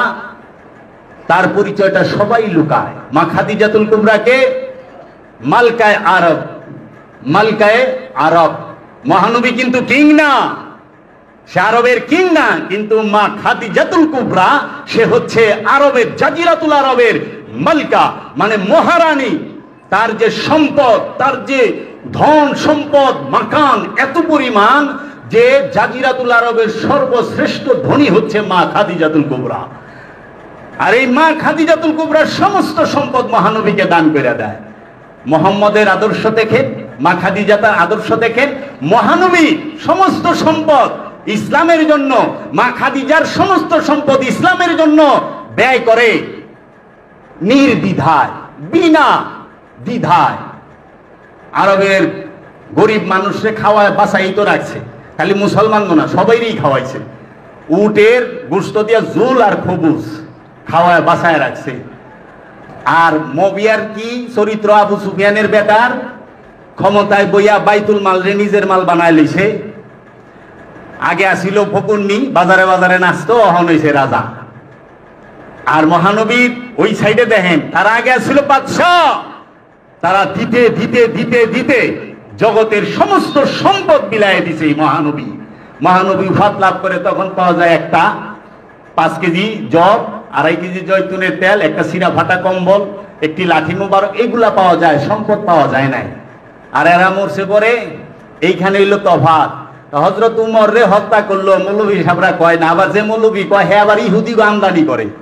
আরে মিয়া, আপনারা থাকতে ইহুদি লাগবো না, পীর আউলিয়া গো মারতে অহন ইহুদির আহন লাগে, আমেরিকার আহন লাগে। ওই ওলি আল্লাহরে মারতে আমেরিকা আইছে, দেখছেন আপনারা? ইসরায়েল আইছে, যে ইসরায়েলের ওই সৌদার রায়া, ইসরায়েলের সরকার আয়া পীর আউলিয়া গো মারতে আছে। বাগদাদে আব্দুল কাদের জিলানিরে মারছে, খাজা বাবা গরিবে নেওয়াজ অত্যাচার করছে। ইহুদি খ্রিস্টান লাগবো না, আপনারা থাকলেই যথেষ্ট, আপনারা থাকলেই যথেষ্ট। কাজেই খালি ইহুদি টানেন কে? আলে মোহাম্মদকে নির্বিচারে শহীদ করেছে, শাহাদাত করেছে এই মবিয়ার গোষ্ঠী, হিন্দার গোষ্ঠী। এই হিন্দা মহানব উহুদের যুদ্ধে হযরত আমির হামজার বুক ফাইরা, কলিজা বাইর কইরা, কাঁচা কলিজা ওই পাহাড়ের মধ্যে খাড়ায় চাবায়া খাইছে। নাকের মাথা, 2 ঠোঁট, 2 হাতের কবজি, 2 কানের লতি কাইটা মালা বানায়া গলায় পিনছে, আর পাগলের মতো ডাকছে, খালি দরবার ছাড় ডাকছে, এই মোহাম্মদ কই? কারণ ওই সময় একসময় মহানবী পলাইছিল ওই যুদ্ধ আত্মরক্ষার জন্য, সেফ। এই মোহাম্মদ তুই কো বাইর দেখাস না? কারণ হযরত আমির হামজা তো সবচেয়ে বড় একজন জিহাদি ছিল, যোদ্ধা ছিল। আবার ওই যুদ্ধেই কোন এক যুদ্ধে মহানবীরে থুইয়া মহানবীর সঙ্গীরা সব পালাই গেছিল, ভাইয়া গেছে। তখন মহানবী খালি বলছে ইয়া আলী মাদাদ। এই যে আমরা কই না আলী আলী মাদাদ, আল মাদাদ, মাদাদ মানে কি? সাহায্য। আলী সাহায্য করো, ইয়া আলী মাদাদ। তখন মাওলা আলী আসছে, আর সঙ্গে সঙ্গে রুহুল আমিন হাজির। অনেকে জিবরাইল আমিন আমদানি করে, জিবরাইল আমিন জুলফিকার লয়ে আইলে হুইয়া করবো, কারণ জিবরাইলের আত্মাও নাই তো, জুলফিকার লয়ে আইব কেমনে? রুহুল আমিন আইছে জুলফিকার নিয়া। তখন নাতে আলী আর জুলফিকার নিয়ে আসছে। এটা ওয়াহাবির কিতাবেও লেখা, সুন্নির কিতাবে তো আছে, ওয়াহাবির কিতাব আল বিদায়া ওয়ান নিহায়ার মধ্যে আছে। তখন এই রুহুল আমিন আইসা বলতাছে লা ফাতা ইল্লা আলী, লা সাইফ ইল্লা জুলফিকার। আমরা ওজিফাই পড়ি না লা ফাতা ইল্লা আলী, লা মানে নাই, ফাতা মানে বিজয়। সূরা আল ফাতা, ফাতা শব্দের অর্থ বিজয়, জয়। এই যে আমরা জয় গুরু কই না, জয় শব্দের আরবি হলো ফাতা। লা ফাতা ইল্লা আলী, আলী ছাড়া, আলী ব্যতীত কোন জয়ী নাই, বিজয়ী নাই, কোন যুবকও নাই। লা সাইফ ইল্লা জুলফিকার, জুলফিকারের মতো এত ধারালো কোন তরবারিও নাই। জুলফিকার এত ধারালো, এত তীক্ষ্ণ। সেই জুলফিকার দিয়ে মাওলা আলী মহানবীকে সেভ করে এই যুদ্ধে। সেই ঘরের জিনিস এই মারওয়ান, সে মৃত্যুদণ্ডের আসামি। মহানবী তাকে মৃত্যুদণ্ড দিয়েছে। এই আবু সুফিয়ান মৃত্যুদণ্ড প্রাপ্ত, এই আবুল হেকাম মৃত্যুদণ্ড। এখন সবাই রে মাফ করে দেয় মক্কা বিজয়ের পরে। আগে উমাইয়া মহানবীর বংশের ই তো শুনছেন, ফজিলত অনেক শুনছেন, আরো শুনবেন, কিচ্ছু পাওয়া হয় না। কিন্তু আগে এই যে সাজরায় খবিসা, এই খবিসের যে গাছ, এই কোরআনে বলছে একটা হলো সাজরায় তৈয়বা আর একটা হলো সাজরায় খবিসা। সাজরায় তৈয়বা একটা মানে পবিত্র গাছ একটা, আর সাজরায় খবিস হইলে একটা অপবিত্র গাছ, নাপাক গাছ একটা। নাপাক গাছটা চিনবেন না, খালি পবিত্র গাছ লে টানাটানি দৌড়াদৌড়ি। নাপাক গাছটা কে তারে চিনতে হবে। এর জন্য আপনি যদি মূলই না জানেন তাহলে তো মুনাফিকরা একটা ছোট্ট পয়েন্ট দেই, যেটা নিয়ে বছরের পর বছর গবেষণা করলেও মাথা ঘুরবো। সেইটা হলো কোরআন কি বলতেছে? আমানু মুমিন, তাই না? ইসলাম মুসলিম, তারপরে বলতেছে নবী রসুল ওলি আব্দুহু, ঠিক আছে। আবার বিপরীত সাইডে যা বলতেছে কাফের মুশরিক, তাই না? মুশরিকুন, কাফেরুন, আরেকটা কি মুনাফিকুন। কাফের তো চিনছেন, আবু জাহেল কাফের চিনছেন, নমরুদ কাফের চিনছেন, ফেরাউন কাফের চিনছেন, মুনাফিক আজ পর্যন্ত চিনছেন? এই মুনাফিক খুঁজা বাইর করেন। মুনাফিকের জন্ম কবে থেকে? ইব্রাহিম নবীর জমানায় মুনাফিকা ছিল না, কাফের আর নবী রসুল ছিল। মুসা নবীর জমানায় কাফের ছিল, নবী এবং রসুল ছিল। কিন্তু মহানবীর এইখানে আইসা তিনটা হয়ে গেছে, নবী রসুলও আছে, কাফেরও আছে, মাঝখানে মুনাফিকও আছে। এর লেগে কোরআনে সবচেয়ে বড় শাস্তি যেগুলার কথা বলছে সেগুলো সব মুনাফিকের উপরে। কাফের চেনা সহজ, আমানু চেনা সহজ, মুমিন চেনাও সহজ, কিন্তু মুনাফিক চেনা, ওরে বাবা রে বাবা, বড় ডেঞ্জারাস। মুনাফিক চেনন যায় না। আর মুনাফিকের সবচেয়ে বড় হাতিয়ার হলো তার লেবাস, তার পোশাক, আর মিষ্টি মিষ্টি কথা, কথায় কথায় সুবহানাল্লাহ, কথায় কথায় আলহামদুলিল্লাহ, কথায় কথায় মাশাআল্লাহ মাশাআল্লাহ। হ্যাঁ, কু খায়েশের কাম করবার গেলেও কয় মাশাআল্লাহ মাশাআল্লাহ, আপনি বহুত খুবসুরত। খায়েশ হলো কু, কিন্তু মাশাআল্লাহ লাগে। মুনাফিক তো এই মুনাফিক আগে চিনেন, কারণ আপনাকে আমাকে কোনোদিনও আমার যে শত্রু সে সরাসরি আঘাত করতে পারবে না আমার ঘরে আইসা। কারণ আমার ঘরে রাস্তাঘাটে আমার শত্রু আঘাত করতে পারবে, এটা আমি মানি, কিন্তু আমার ঘরে আইসা আমার শত্রু কখনো আমাকে আঘাত করতে পারবে না। কিন্তু মুনাফিকে আমাকে যদি আঘাত করতে হয়, তাহলে এই শত্রু কি করব? মুনাফিক শত্রু কি বন্ধুর রূপ ধরবো, বাহিরে মুখে বন্ধুর রূপ আর ভেতরে মুনাফিকির রূপ। বন্ধু হইয়া ঘরে ঢুকবো, ঘরে ঢুইকা জব করবো। যেরকম অতীতে অনেক ওলি আল্লাহরে করছে, নবী রসুলদেরকে করছে, বিষ খাওয়ায় নাই, খাওয়ানকে লয়ে আহে, শত্রুতে লয়ে আহে, খাওয়ান তো বন্ধুতে লয়ে আহে। বন্ধু সাইজা মুনাফিকের কাম করার লাগে। এর লেগে ওই যে মসজিদে মুসল্লি সাইজা ঢুকছে, কিন্তু ঢুকছে খুন করবার। হযরত উমর যে খুন করছে সে তো মুসল্লি সাইজেই ঢুকছিল, সে কি তলোয়ার লয়ে ঢুকছে হত্যা করার? ওর মনে হইলো হত্যার চিন্তা, কিন্তু বাহিরে লেবাস হইলো নামাজের, মুসল্লি। এর জন্য আমি একদিন এখানে ওয়াজে বলছি যে মুনাফিক এমন লেবাস ধরে বয়ে রয়েছে। কারণ মুসলিম বিন আকিলে যখন প্রথম শাহাদাত করে, তারে 3000 দিরহাম গুরু দক্ষিণা দিছিল। এই উবাইদুল্লাহ ইবনে জিয়াদের যে জাসুস, আমার কারবালার যে ভিডিওগুলো আছে সেগুলো শুনলে ডিটেলস পাইবেন, যে উবাইদুল্লাহ ইবনে জিয়াদের যে জাসুস, সে তারে 3000 দিরহাম দিছিল, যে এইটা হলো অ্যাডভান্স, যে মুসলিম বিন আকিল কোথায় আছে সেই খবরটা খালি দিবি, তারপরেরটা পাবি। সে এই 3000 দিরহাম যায়, হ্যাঁ প্রথমে ঢুকছে মসজিদে, মসজিদে ঢুকে মসজিদ থেকে আর বাইরে আয় না। একজনে দেখে যে হাবাগুবা, আমাকে আসছে না অনেক হাবাগুবা, ভাই একজন যদি হে না ঢুকে 3 দিন এনতে বাইরে এলো না, ভাই কই থেকে আইছেন? ভাই আমি অমুক জায়গা থেকে, শান্ত বেদম বাবার লেগা ভাগো, তাই নাই লয়ে যাই একে বেদম বাবার হুজরায়, আমার বাবার হুজরায়। কিন্তু তো মুনাফিক লইছি একদম করে। মুসলিম বিন আকিল দেখা হয়ে গেছে, চমকে গেছে, আরে করছে কি?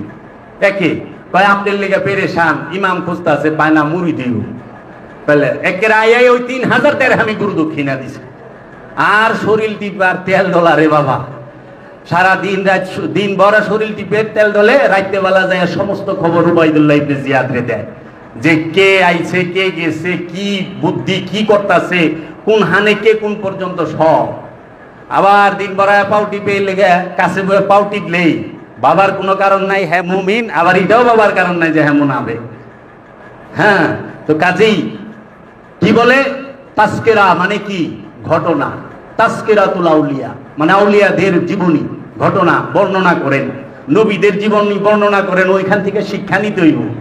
এগুলা চাই না রাখা ভালো শিক্ষা এগুলা। এর জন্য বলে যে প্রত্যেকটা ওহাবি, প্রতিটা ওহাবি সে জঙ্গি হয় না।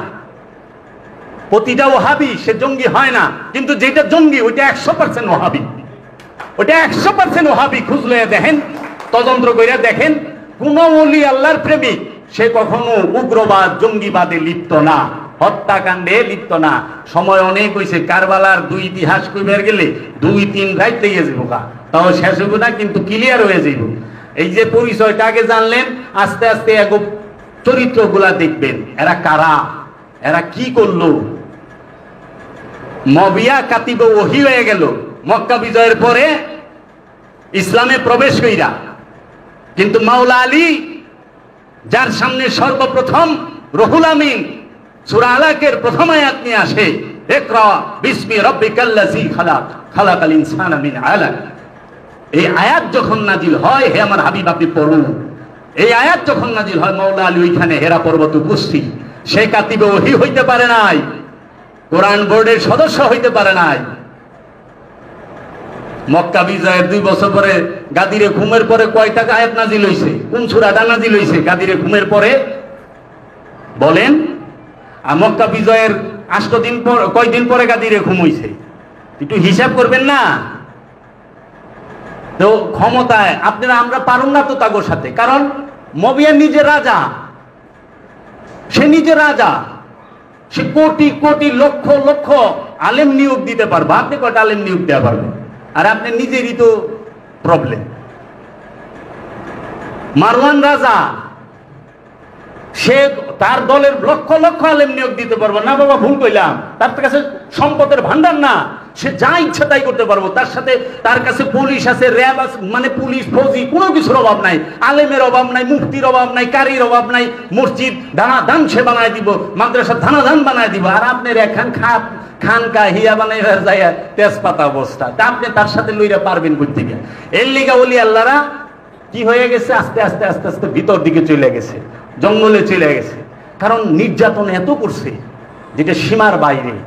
তাদের পিছনে রাজশক্তি, তারা ইন্টারন্যাশনাল চ্যানেল খুলে লইছে। আর আমি ইউটিউব দেয় এই চ্যানেলের বিরুদ্ধে কতক্ষণ গুতাম।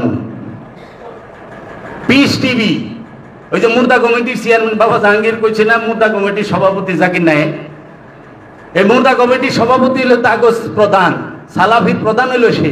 দেখেন সালাফির যত বড় বড় ফাঁকা শয়তান আছে সবটি এর লগে মিট করে যায়, হইলো উস্তাদ। আর সেই মহানবী সম্পর্কে আজে বাজে কথা কয়। আমি গরিব হইতে পারি, আমি নিঃস্ব রিক্ত হইতে পারি, সেটা সম্পদে, কিন্তু হৃদয়ে না। আমি হৃদয়ে গরিব না, আমি আলে মোহাম্মদকে সবসময় ভালোবাসি।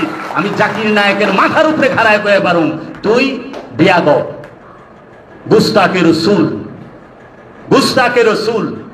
রসুলের শানে বেয়াদবি, আলে মোহাম্মদের শানে বেয়াদবি। আমার মুর্শিদের শানে যে বেয়াদবি করব তার সাথে আমার কোনো সম্পর্ক নাই, যদি সে আমার পিতাও হয় নাই, আমি তার সাথে সম্পর্ক ছিন্ন করে দেব। কারণ আল্লাহ কোরআনে কইছে কি, কাফেরদের সাথে সম্পর্ক রাখেন না, অবিশ্বাসীগুলোকে সম্পর্ক রাখেন না। যদি বিয়া করে থাকো অবিশ্বাসীর, ওটারও তালাক দাও। কোরআন ভালো করে পড়লেন। মুশরিকে যদি আমি মানি, আমার বউ মানে না, আমার গুরু, ওটারও ছেড়ে দেব, স্পষ্ট কথা। কারণ কোরআন কইতাছে। কোরআন পড়েন, আমরা তো কোরআন পড়ি না। অনেক কি করে বললে পিড়ি ছেড়ে দেয়, উল্টা হয়ে গেছে গা। সাহাবাইকে কেরাম কইছে, সাহাবাই কেরামদেরকে আল্লাহ রাব্বুল আলামিন বলতাছে, মহানবী বলতাছে, যদি তোমার রসুলকে তোমার পরিবার না মানে পরিবার ত্যাগ করো, তোমার স্ত্রী না মানে স্ত্রী ত্যাগ করো, ফ্যামিলি না মানে ফ্যামিলি। প্রতিটা সাহাবী আপনি দেখেন, হযরত বেলাল, হযরত আবু যর গিফারি, হযরত সালমান, হযরত জাবের, এরা সবাই পরিবার থেকে বিচ্ছিন্ন হয়ে গেছে, সম্পর্ক ছিন্ন করেছে। আর ওখানে কি হয়, বউ যদি না মানে পিড়ি ছেড়ে দেয়, আগে লোক। তো কাজী সত্য কথা শুনুন যায়, সত্য মানা বড় কষ্ট, সত্য মানা বড়ই কষ্ট। তা আমি আর আপনাকে কষ্ট দিব না, আপনারা আমারে ক্ষমা করবেন।